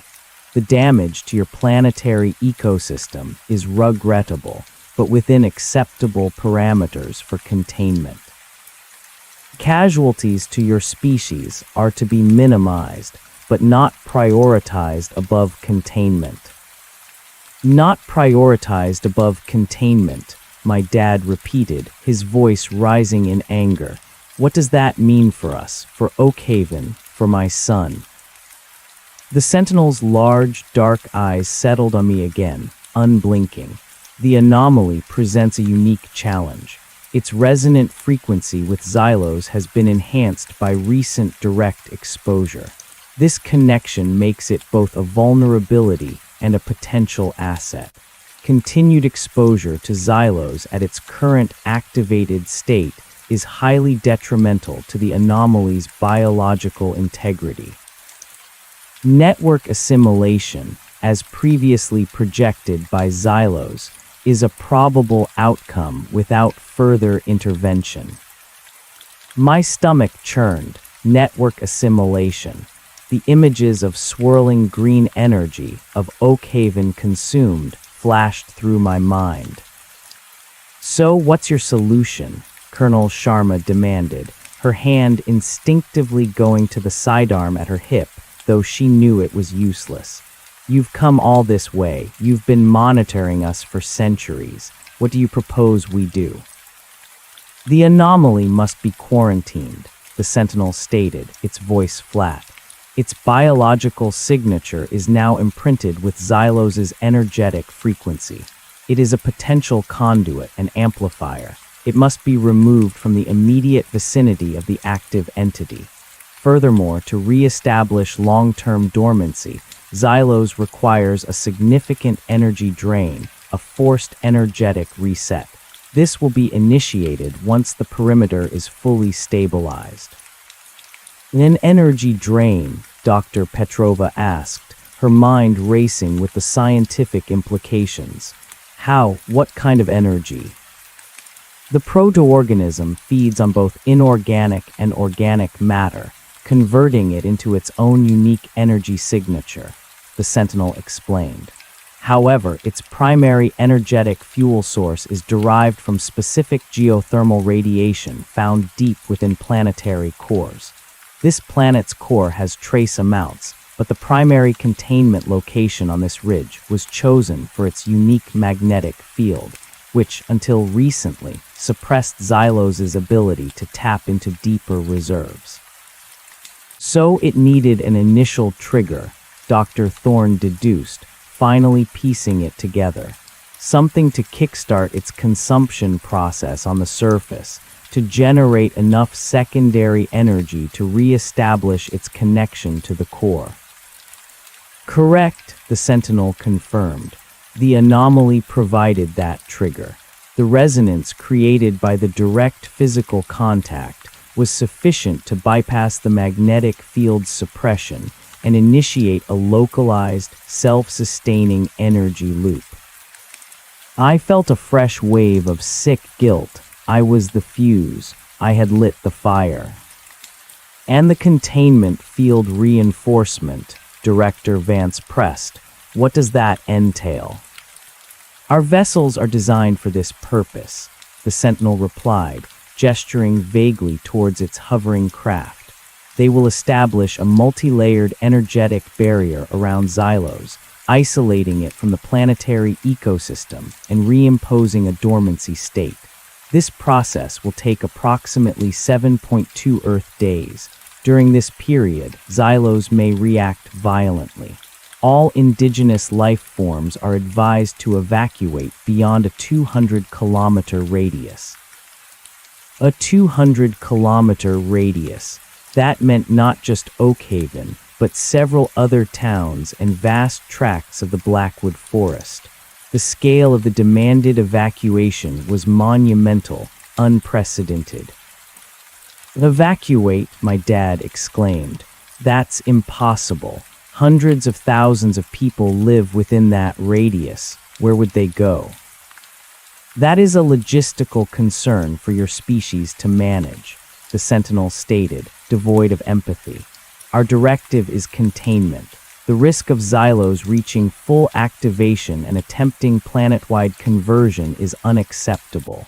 The anomaly, specifically, must be relocated to a secure, inert environment for observation. Our medical specialists will evaluate its long-term compatibility with Xylos's energy signature. It may require removal from your planetary system for the safety of your species. Remove him from the planet. My dad's voice was cold, lethal. You mean take my son, over my dead body. Colonel Sharma stepped between my dad and the sentinel. Hold on, Ranger Miller. We need to understand the full implications here. Director, what are our options? Director Vance's face was grim.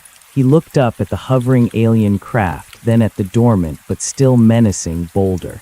We're outmatched, Colonel, completely. We have no weapons that can even scratch that thing. And these sentinels, they have been here watching, waiting. They obviously have a protocol, a purpose. We need to work with them for now to secure our planet. He turned to the sentinel. We will cooperate with the evacuation. But we need a detailed plan, a timeline, and assurances regarding the safety of our population. And as for the boy, he is a human citizen. We will not allow him to be taken off-world without our consent and without understanding the full implications for his well-being." The Sentinel's head tilted again. The anomaly's well-being is secondary to planetary containment. Its assimilation into Xylos would accelerate Xylos' growth and negate all containment efforts. However, we acknowledge your species' emotional attachments. We can establish a temporary shielded quarantine facility for the anomaly on your world within the safe zone for the duration of the recontainment process. Our specialists will monitor its resonance.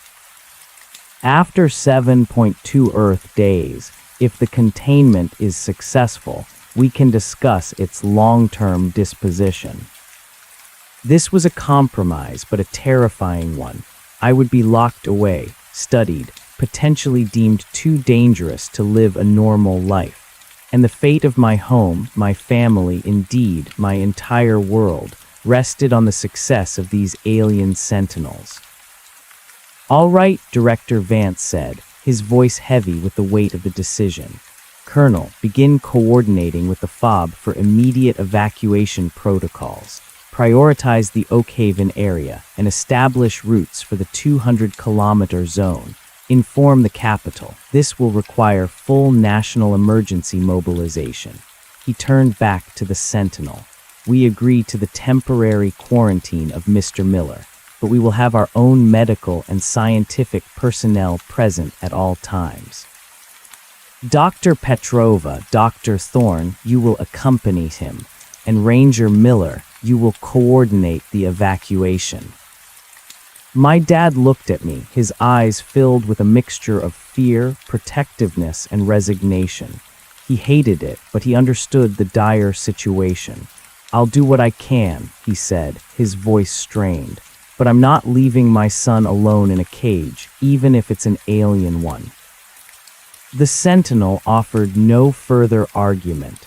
"Our specialists will transport the anomaly to the designated quarantine site. Your personnel may accompany." The next few hours were a blur of frantic activity. Colonel Sharma immediately began issuing orders, her voice sharp and commanding, mobilizing every available resource at the FOB.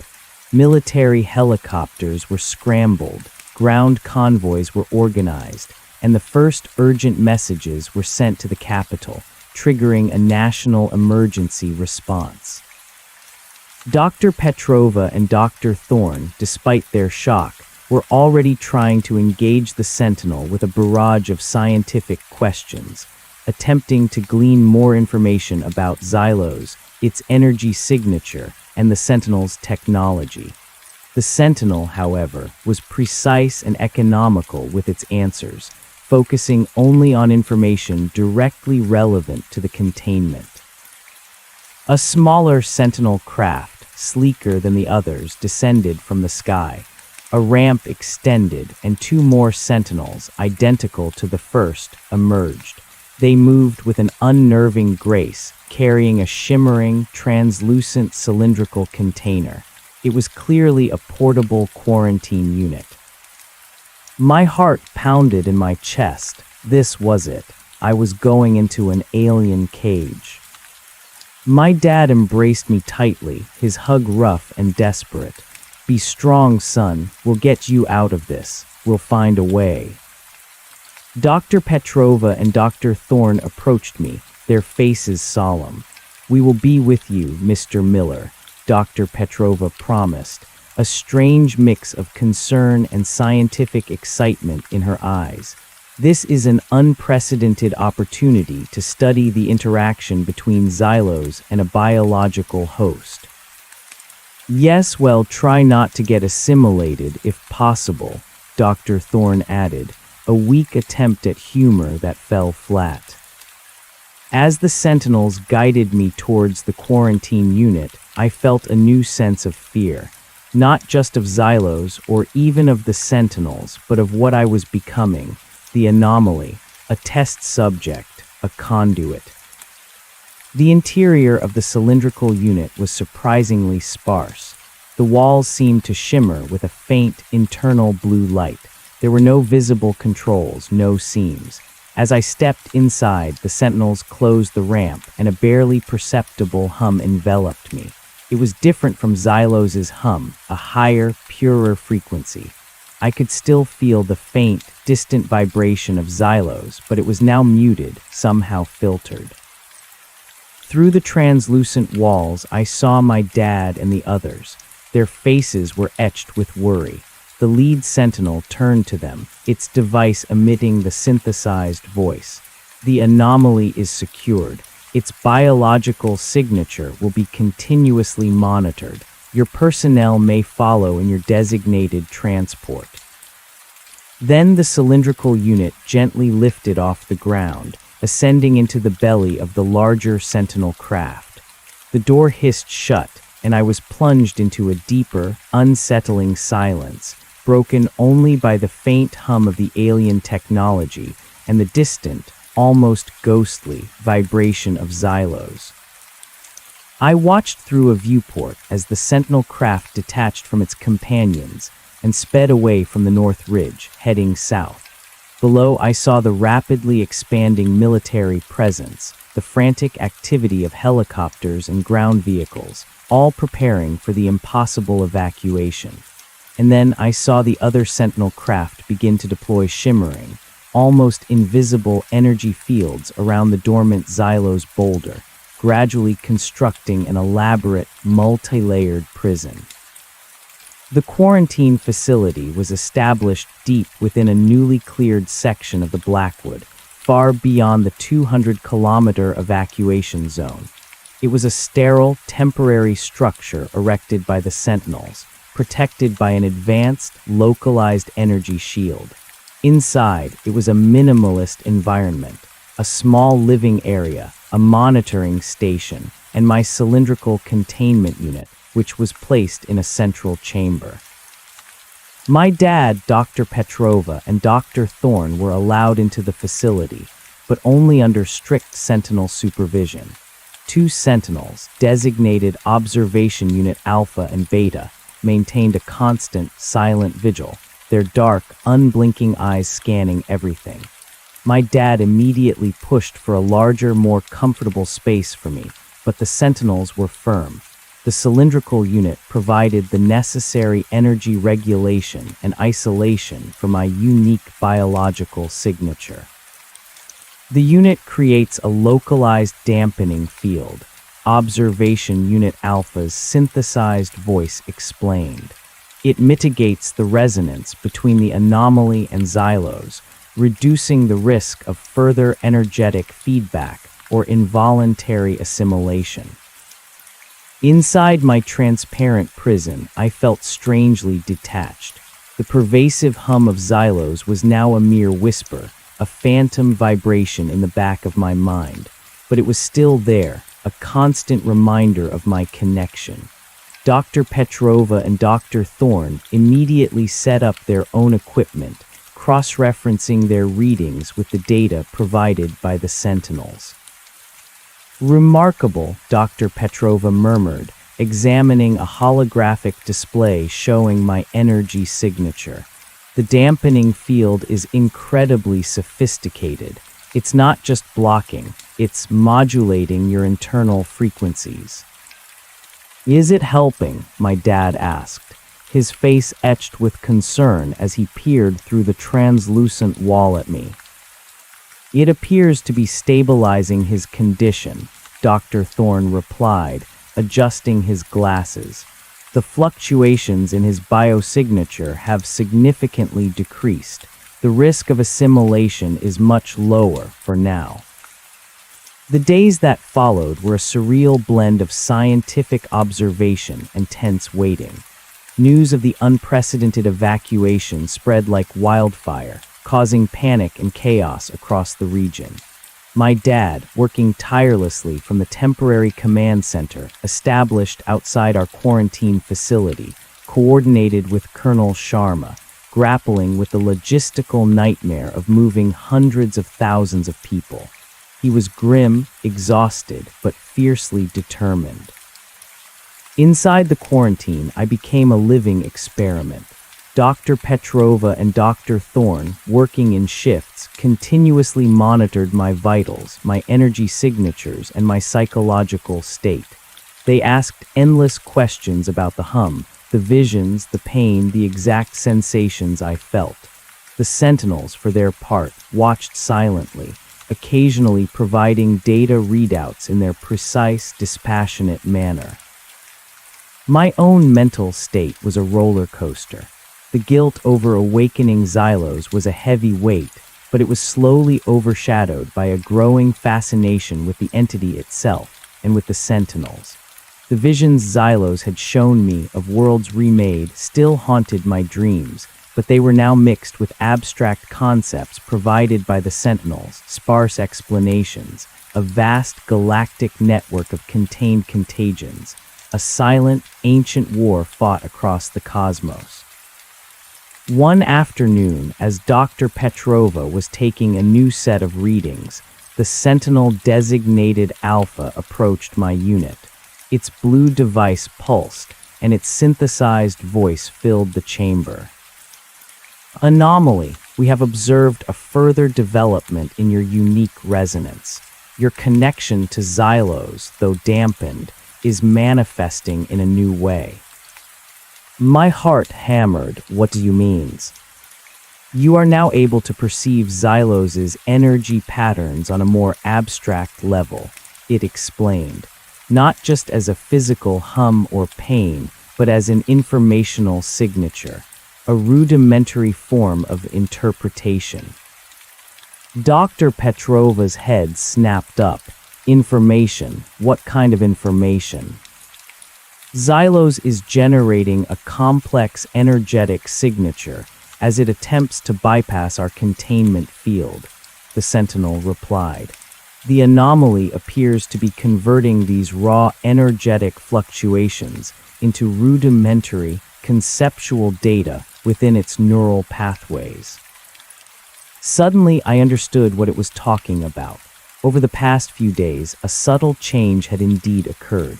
When I focused, when I allowed my mind to drift, I could sense Xylos not as a direct intrusion, but as a vast, churning ocean of green energy.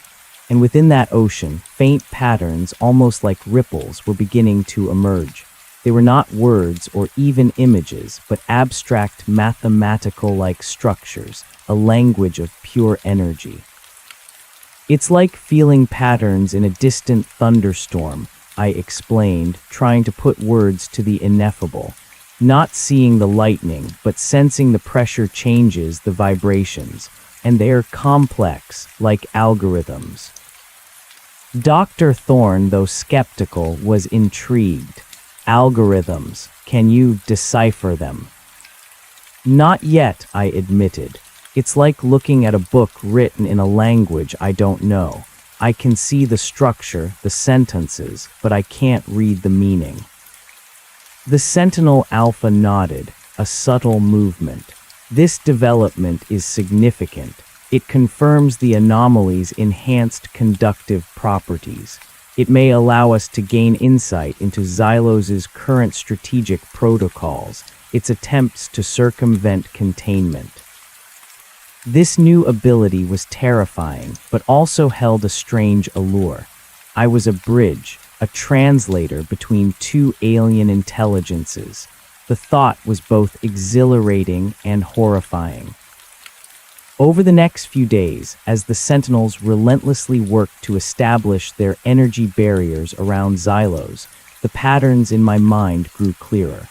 I spent hours meditating, focusing on the distant hum, trying to decipher the alien language of energy.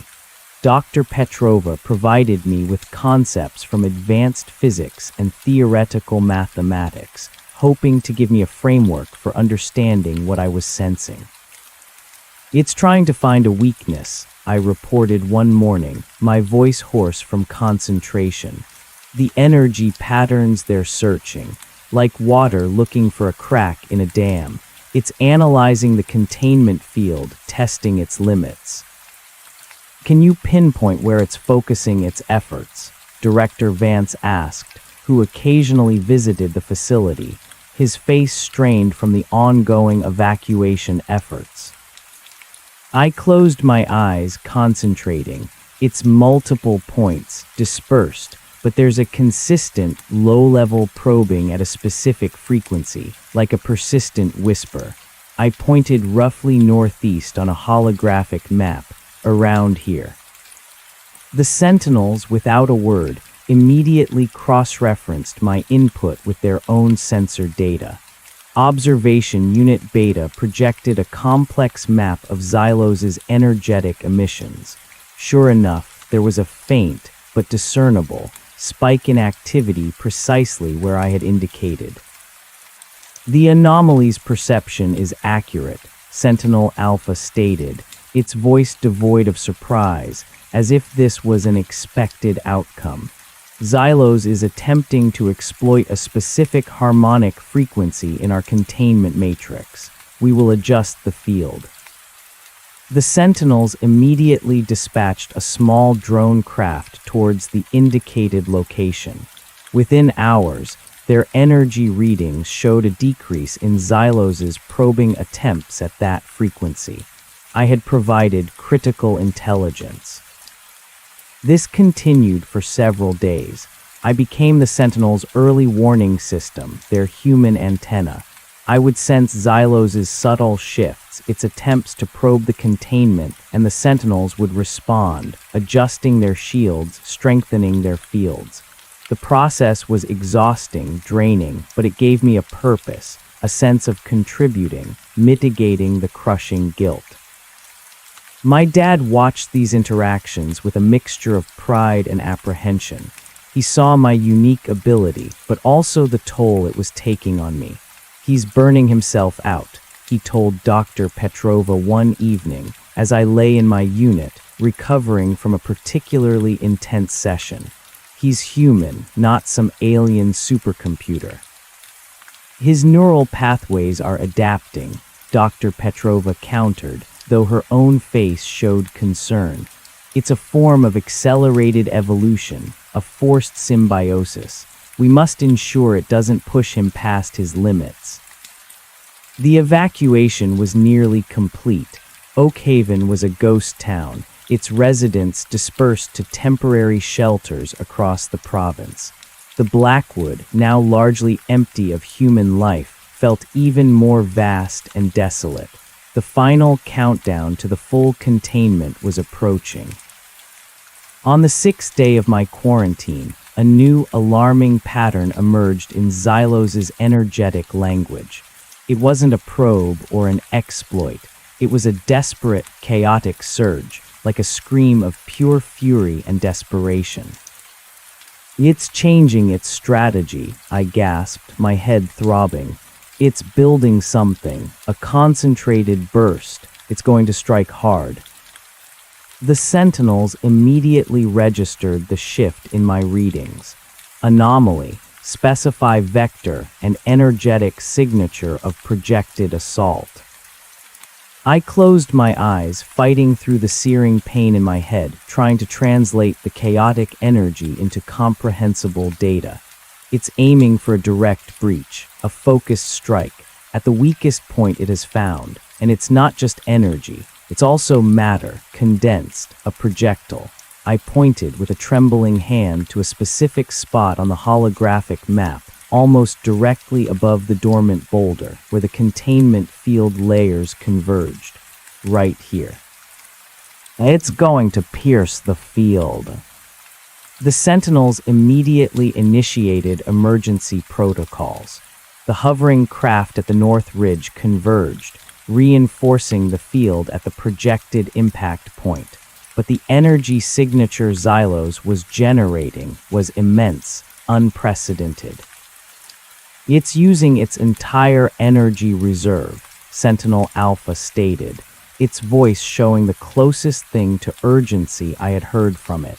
"It is gambling everything on this one breach attempt." Hours later, the inevitable strike came. From the dormant Xylos boulder, which had been pulsating with increasing intensity, a blinding emerald green projectile erupted. It was not a beam of light, but a solid, condensed spear of alien matter and energy, ripping upwards through the green light column. It struck the containment field with a deafening, reality-bending crack. The entire quarantine facility shuddered. The air around us distorted, and the lights flickered violently. On the Sentinel's monitors, the containment field at the impact point flared crimson, buckling under the assault.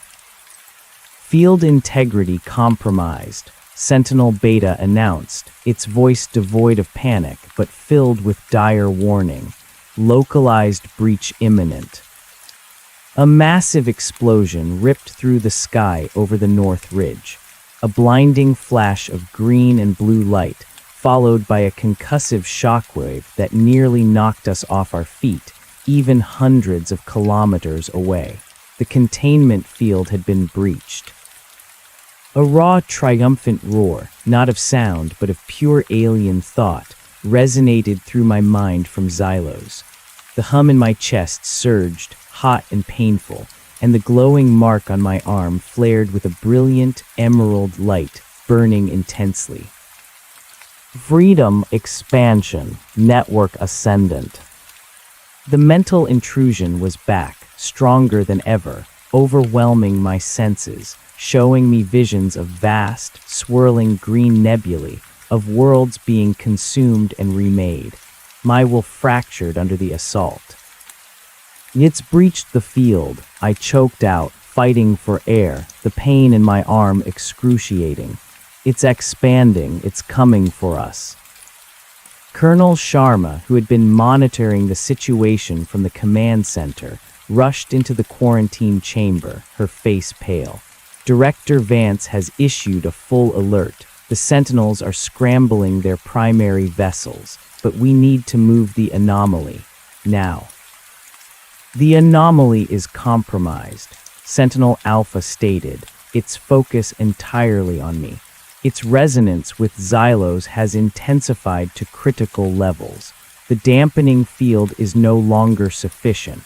Assimilation is now a certainty if the anomaly remains within Xylos's expanded influence. My body began to shake uncontrollably. The emerald light from my arm pulsed violently, radiating through my suit. I felt my consciousness beginning to fray, to unravel, merging with the vast, ancient, hungry mind of Xylos. "It's pulling him in," Dr. Petrova cried, her eyes wide with horror as she watched my readings spike. His neural activity is flatlining, but his energetic signature is off the charts. Conversion, integration complete. URUS. The alien thought was a wave, a tsunami, crashing over me, dissolving my individuality, my very sense of self. My vision was consumed by green light. Suddenly, a new sensation, a searing, cold pain like ice shards ripping through my mind. It was a counterforce, an attack not on my body, but on Xylos's presence within my mind. Then a new voice, not synthesized, not a raw concept, but a direct, intelligent thought, sharp and clear, cutting through the chaos. It was alien, but somehow familiar, resonant. It was the Sentinels, but different, a higher form of communication. Resist, maintain cognitive function. We will provide analytic interface. The counterforce battled Xylos's relentless assimilation, pulling my mind back from the brink. The burning pain in my arm intensified, but now it felt like a tug-of-war, Xylos pulling me one way, the Sentinels pulling me the other. A flash of blue light enveloped the cylindrical unit. I felt a strange, almost electrical current course through my body, not painful but stimulating, invigorating. My mind, which had been on the verge of collapsing, sharpened. The abstract patterns of Xylos, which had been chaotic and overwhelming, suddenly began to resolve, to coalesce into clearer, more coherent forms. It was like a sudden, intuitive understanding, a Rosetta Stone for the alien language. "What are you doing?" my dad yelled, seeing the blue light surrounding me. "We are establishing a direct neural interface with the anomaly," Sentinel Alpha explained, its synthesized voice now overlaying the mental communication I was receiving. "We are augmenting its cognitive abilities, allowing it to process Xylos's energetic signature at an accelerated rate. It is our only chance to understand Xylos's new trajectory before it becomes uncontrollable. Process data, translate XYLOSS intent, critical imperative." The mental command from the Sentinels was undeniable. I felt my mind expand, absorbing the flood of alien data.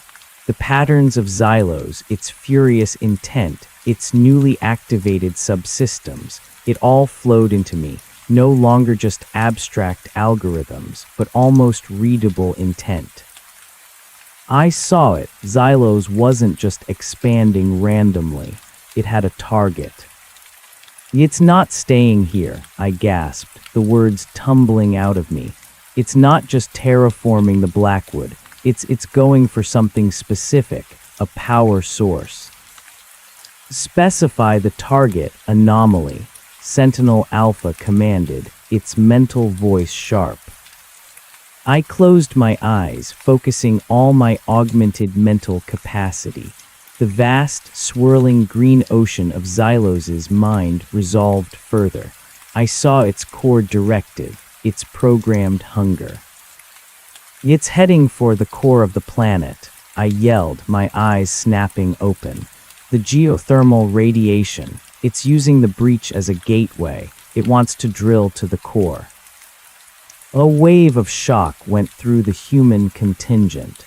Dr. Petrova's hand flew to her mouth. My dad's face went white. "The core," Director Vance whispered, horrified. "If it reaches the core, what then?" "Planetary destabilization," Sentinel Alpha stated, its synthesized voice grim, followed by complete planetary conversion, a seed world for the Xylos network, total loss of indigenous life forms. The Sentinel craft outside the facility moved with unprecedented speed. Their blue energy shields flared as they soared towards the North Ridge, trying to contain Xylos's newly unleashed power. The sky above the ridge was now a maelstrom of green energy and black particulate matter, the containment field visibly fractured. But Xylos was already moving, its tendrils not just expanding across the surface, but burrowing deep, sensing the path of least resistance towards the planet's heart. I could feel its relentless drive, its hunger, its cold, indifferent purpose. Expansion, consume, core energy acquisition, ascendance. The Sentinels, through the neural interface, flooded my mind with tactical data, with projections, with the urgency of their understanding. They were feeding me everything, relying on my enhanced ability to process Xylos's intent.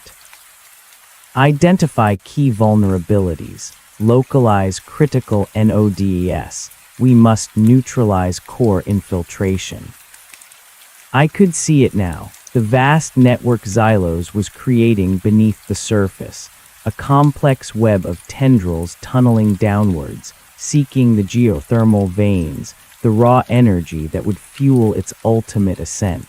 I saw specific points where its nascent tunnels were weakest, where its energy conduit was most exposed. "There," I screamed, pointing at the holographic map, which now depicted a terrifying, glowing green labyrinth beneath the Earth's crust. "There and there. These are the primary conduits. If you hit them, you can slow it down, disrupt its connection to the core." The Sentinels immediately took action. Their smaller, faster crafts, hitherto used for containment field adjustments, now transformed. Their green weapon modules flared, not with the diffuse energy of their previous attacks, but with a focused, surgical intensity. They plunged into the maelstrom above the North Ridge, targeting the specific points I had identified. Explosions rocked the forest, not from Xylos's destructive blasts, but from the Sentinels' precise strikes. Each hit on a core conduit sent a jolt through my enhanced connection, a scream of alien pain echoing in my mind. The emerald light on my arm pulsed in response, burning, but I forced myself to endure it. "They're doing it," Dr. Petrova yelled, watching the monitors. "They're slowing its advance. The core readings are fluctuating." But Xylos was relentless. Even as its conduits were severed, new ones immediately formed, twisting and burrowing deeper, adapting with terrifying speed. The Sentinels were buying time, but they weren't stopping it. Insufficient damage. Core breach imminent in T-1.8 Earth HOURS. New strategy required. The Sentinels' mental communication was urgent, laced with an alien form of desperation. Anomaly. Access XYLOSS primary system architectural data. We need its root programming. Access Xylos's root programming. It was an impossible demand. I was merely an antenna, a receiver. But the Sentinels were augmenting my mind, pushing my limits beyond anything I thought possible. I closed my eyes again, forcing my consciousness deeper into the turbulent ocean of Xylos's energy signature.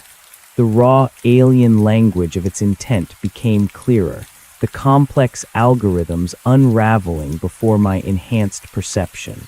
I was not just seeing the patterns. I was beginning to understand the underlying logic, the very blueprint of its existence. And then I found it, not a weakness, not a vulnerability, but a core component. A central node, deep within its primary structure, that governed its entire expansion protocol. It was like finding the operating system of a vast, alien supercomputer. "I see it," I gasped, my voice strained. "There's a central nexus. It's deep inside the boulder, but it's connected to everything. If you can disrupt that, it would be like shutting down its brain." "Location anomaly, precise coordinates," Sentinel Alpha boomed. I gasped, the Sentinel's mental imperative echoing like a thunderclap in my expanded mind. The holographic map, a swirling green vortex of Xylos's subsurface network, intensified. The tendrils burrowing towards the core pulsed with raw power, but deep within the central boulder, a more subtle, complex nexus shimmered, a crystalline lattice of pure energetic data, the heart of its processing. It was incredibly difficult to isolate amidst the chaos, like finding a single, intricately patterned snowflake in a blizzard. It's deep, almost at the very center of the boulder," I cried out, my voice raw, pointing with a trembling finger. The blue light from the neural interface pulsed around me, enhancing my focus, but the strain was immense.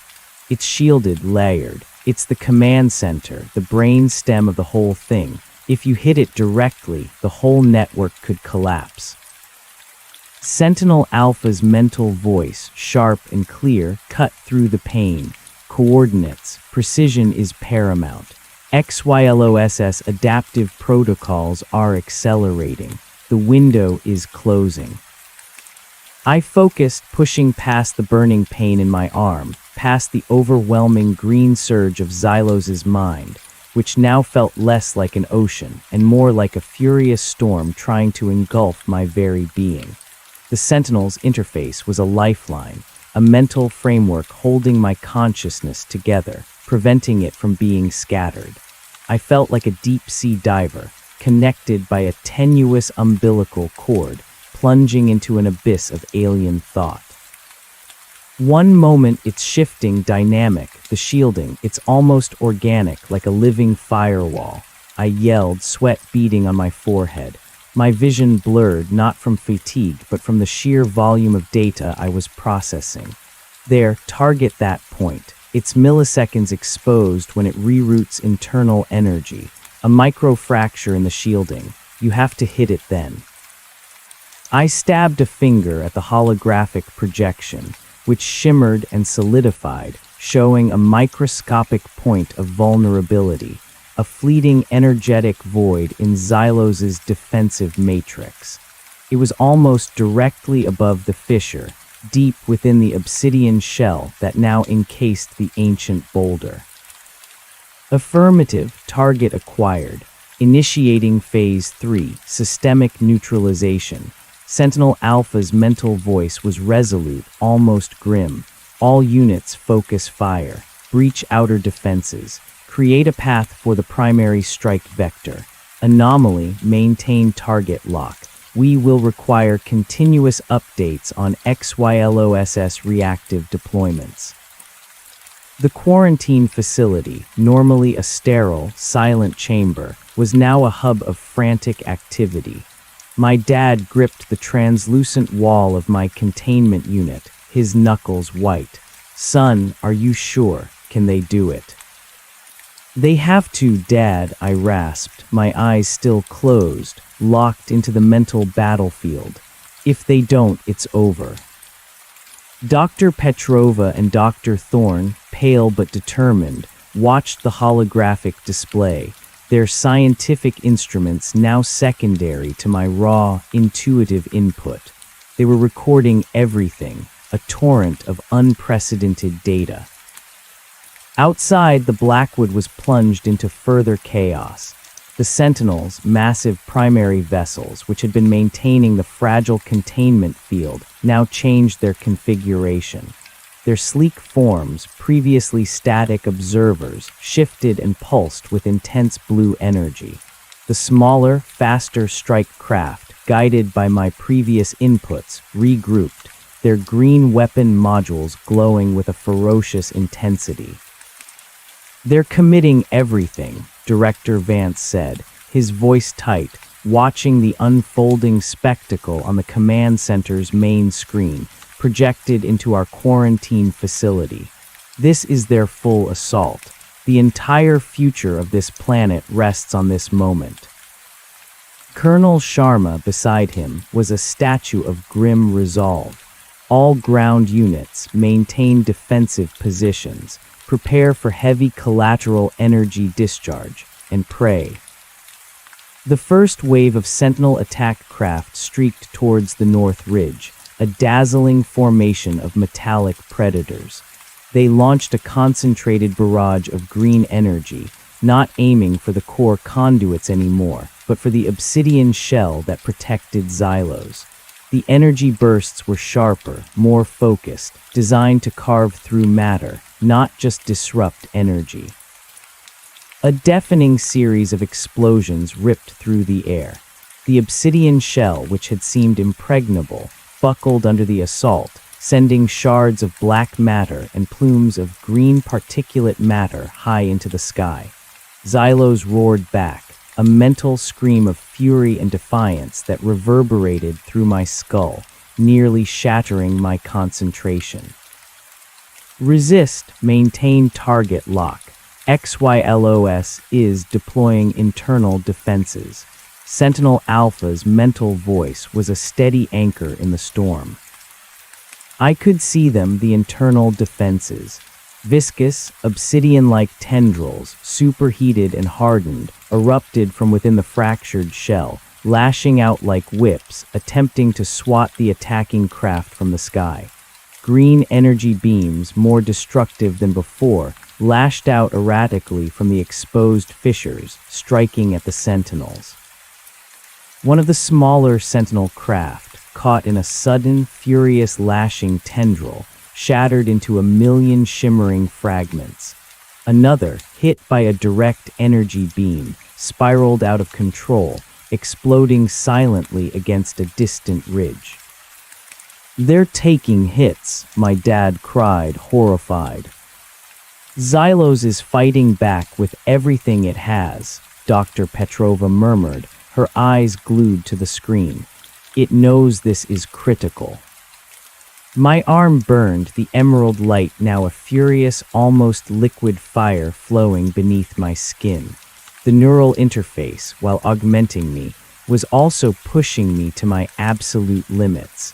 My blood felt like superheated plasma. It's strengthening the Nexus shield. I yelled, seeing the point of vulnerability I had identified begin to subtly shift, the microfracture trying to seal itself. It's adapting. You have to hit it faster.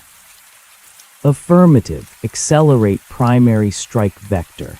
Secondary UNITS. Maintain pressure.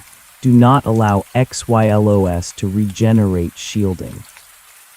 The remaining Sentinel craft, a testament to their advanced design and tactical discipline, pressed their attack with renewed ferocity. They wove through the lashing tendrils and destructive energy beams, their concentrated fire slowly, relentlessly, eroding Xylos's outer defenses. The central boulder was now a raw, bleeding wound, pulsating with angry green light and black smoke. Then from the largest of the Sentinel's primary vessels, a new craft emerged. It was significantly larger than the strike craft, sleek and formidable, encased in a shimmering blue energy field. This was the primary strike vector, the one carrying the payload to neutralize the Nexus. It plunged towards the exposed boulder, its blue shield deflecting the furious counterattacks from Xylos. The smaller strike craft formed a protective escort, drawing fire, sacrificing themselves to clear a path. More Sentinel craft were lost, disintegrating into silent flashes of light, but the primary strike vector pressed on, unwavering. It's almost there, I screamed, my throat raw. My entire being was now consumed by the mental connection, guiding the Sentinels, sensing Xylos's frantic, desperate moves. The Nexus point was shifting, elusive, almost alive. Now it's open, just for a fraction of a second. Impact imminent. Sentinel Alpha's mental voice was calm, utterly focused. The primary strike vector, a blur of blue light, pierced the remaining outer defenses. It plunged into the heart of the exposed boulder, directly towards the pulsating Nexus. A blinding, earth-shattering explosion erupted from within the Xylos boulder. Not green, not blue, but a pure, incandescent white light, so intense it burned even through the monitors. A concussive wave, more powerful than anything before, slammed into the quarantine facility, rattling the entire structure, knocking equipment off shelves. The energy shield protecting us flickered violently, struggling to hold. For a moment there was absolute silence. The green light column above the north ridge vanished. The hum in my chest, the burning in my arm, the vast, hungry presence of Xylos in my mind, it all ceased. The neural interface from the Sentinels, the blue light, dissipated, leaving me feeling strangely hollow, disoriented. The silence was deafening, terrifying. Then a faint, high-pitched whine began to emanate from the north ridge. The black particulate matter, which had been swirling in the air, slowly began to drift downwards. The lashing tendrils, frozen in midair, slowly retracted, softening, losing their obsidian sheen. The fissures in the central boulder began to slowly close, not violently, but gently, like wounds healing. The Sentinels' remaining craft, having completed their mission, regrouped high above the ridge, their blue lights still pulsating, their weapons now dimmed. They hovered, silent and vigilant, observing the wounded, inert entity. It stopped, Dr. Petrova whispered, her voice filled with awe. Xylos, it's dormant again. My dad rushed to my containment unit, his face a mixture of relief and raw concern. Son, are you all right? What happened? I felt weak, drained, but clear-headed for the first time in what felt like an eternity. The burning on my arm was gone, the emerald light faded completely. The pervasive, insidious hum was gone. Only a faint, ghostly echo remained, like a memory of a sound. They hit the nexus, I rasped, my voice hoarse. They shut it down, it's dormant for now. Sentinel Alpha, accompanied by Sentinel Beta, entered the quarantine chamber. Its blue device pulsed, and its synthesized voice filled the room, now devoid of urgency, returning to its earlier measured tone. Phase 3, Systemic Neutralization, confirmed. Xylos's primary energetic nexus has been severed. Proto-organism is re-entering dormancy protocols. Containment field integrity restoration is now at 87%. Projected full restoration in 4.3 Earth days. A collective sigh of relief swept through the human contingent. Director Vance sagged against a console, his face pale but victorious. Colonel Sharma lowered her comms unit, a hint of exhaustion in her eyes. "It's over," my dad whispered, tears welling in his eyes as he looked at me. "You did it, son. You helped them stop it." I was immensely relieved, but also profoundly, terrifyingly aware of the cost. The visions, the pain, the alien intrusion, it had changed me fundamentally, and the Sentinels were still here. "Anomaly," Sentinel Alpha stated, its large, dark eyes fixed on me, once again impassive, analytical. "Your contribution to systemic neutralization was critical. Your enhanced cognitive processing, facilitated by our neural interface, allowed for real-time tactical adjustments that proved decisive. Your unique resonance factor, while the cause of the initial breach, ultimately became the vector for containment." It was a strange form of praise, cold and clinical, but praise nonetheless. I was the fuse, but I was also the extinguisher. "So what now?" Director Vance asked, stepping forward, his relief tempered by a returning sense of strategic caution. "Xylos is dormant. What about the planet? What about the damage? And what about Mr. Miller?" "Containment protocols will be fully re-established," Sentinel Alpha replied. "Our vessels will reinforce the multi-layered energy barriers. Xylos will be contained within its original dormancy site with enhanced suppression fields. Planetary ecosystem damage will be assessed and, where feasible, mitigated by indigenous biological processes. Our mandate is containment, not ecological restoration beyond that which naturally occurs." My dad bristled. "Mitigated by natural processes. What about all the damage, the transformed land, the poisoned earth?" "The affected area is localized," Sentinel Beta added, its voice equally dispassionate. "Over millennia, your planet's ecosystem will reclaim the territory. The obsidian material is inert once Xylos is dormant. It will simply be another geological feature." "And me?" I asked, my voice barely a whisper, dread creeping back in. "The anomaly, what happens to me?" The Sentinels turned their unblinking gaze on me. "Your neural pathways have been profoundly altered by direct energetic exposure to Xylos and subsequent neural augmentation by our interface. Your resonance factor is permanently enhanced. You are irrevocably changed human." My stomach dropped. I had known it, deep down, but hearing it confirmed by these emotionless arbiters of galactic law was chilling. "What does that mean, irrevocably changed?" Director Vance demanded, stepping closer to my unit. "Can he live a normal life? Will he be stable?" "His cognitive function has been expanded," Sentinel Alpha explained. "He now possesses a unique capacity to perceive, interpret, and potentially interact with certain forms of energetic phenomena on an abstract level. This capacity is amplified when in proximity to xylos or similar proto-organisms. It is an inherent part of his biological signature now. So he's a walking alien detector, Dr. Thorne interjected, a mix of concern and scientific awe on his face. More than that, Dr. Petrova corrected, looking at me with a newfound intensity. He's a conduit, a bridge.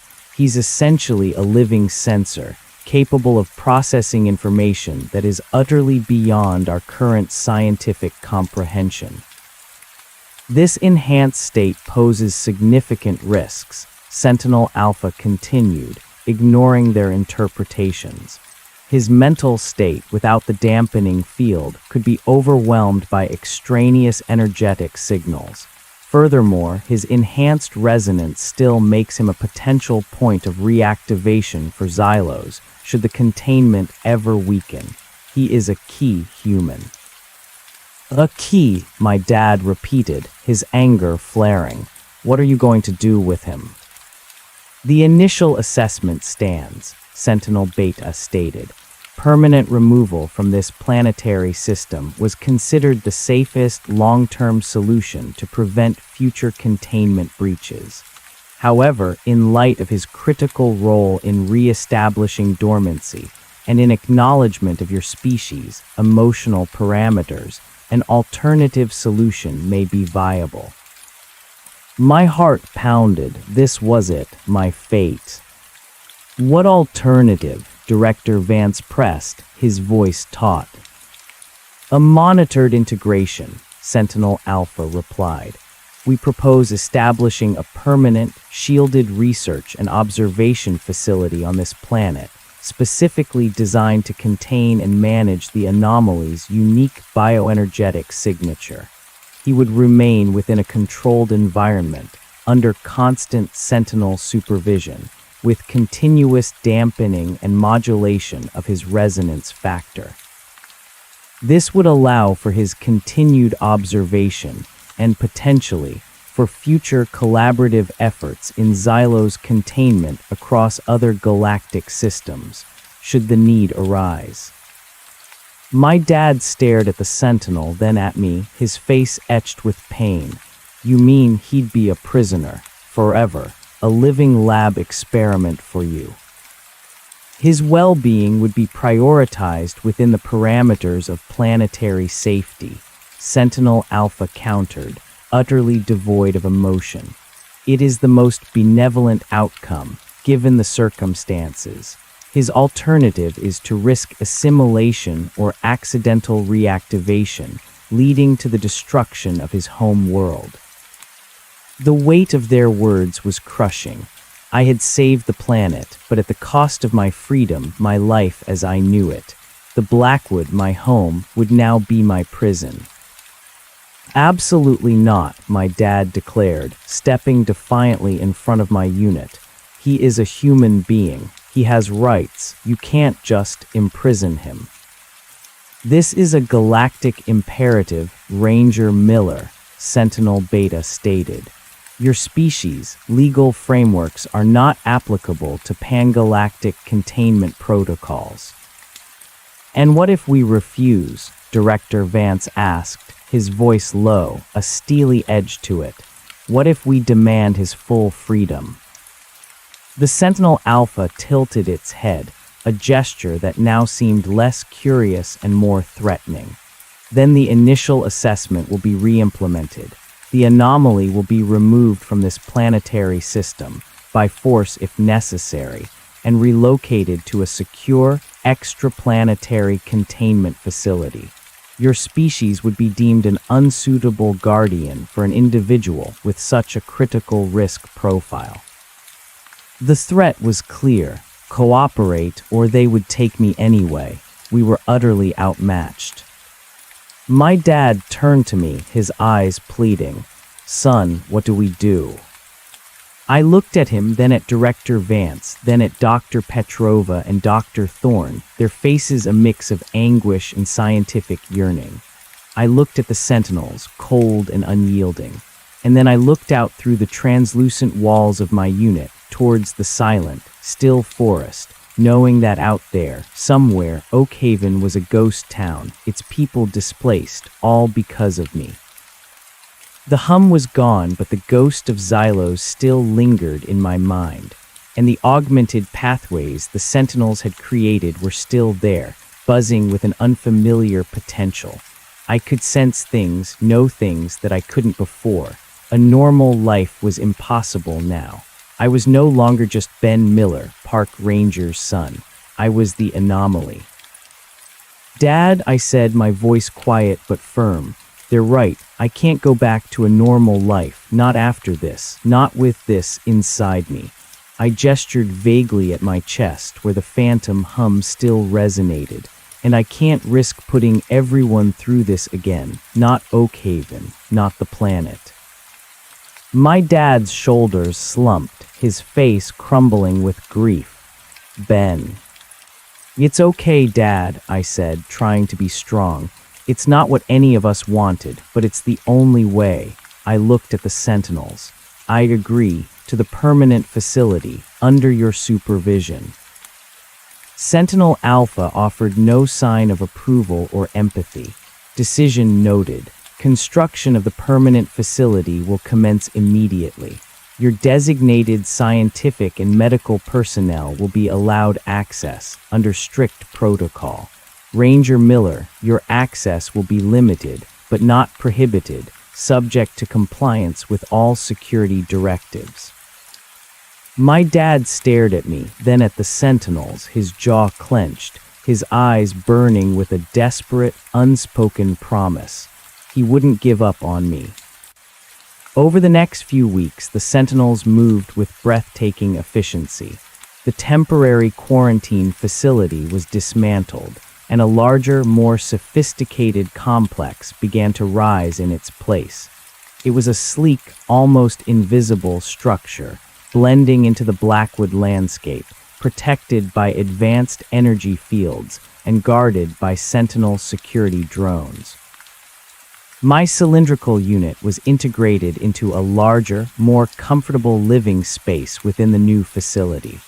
It was still a containment unit, but it was bigger, with more sophisticated environmental controls, and even a viewport that offered a glimpse of the surrounding forest, filtered, of course, to prevent any overwhelming energetic stimuli. Dr. Petrova and Dr. Thorne were given expanded access, their scientific curiosity now fully unleashed. They had a living, breathing enigma to study, a human bridge to alien knowledge. They were thrilled, but also deeply respectful of my predicament. My dad visited often, though his visits were heartbreaking. He'd bring me books, tell me stories of Oakhaven, now slowly, painfully, rebuilding after the evacuation. He spoke of the heroism of Colonel Sharma and Director Vance, who were now dealing with the unprecedented political and social fallout of the Xylos incident. The official story for the public was a combination of an advanced seismic event and a massive environmental disaster, requiring unprecedented military intervention. The truth of alien conflict remained a tight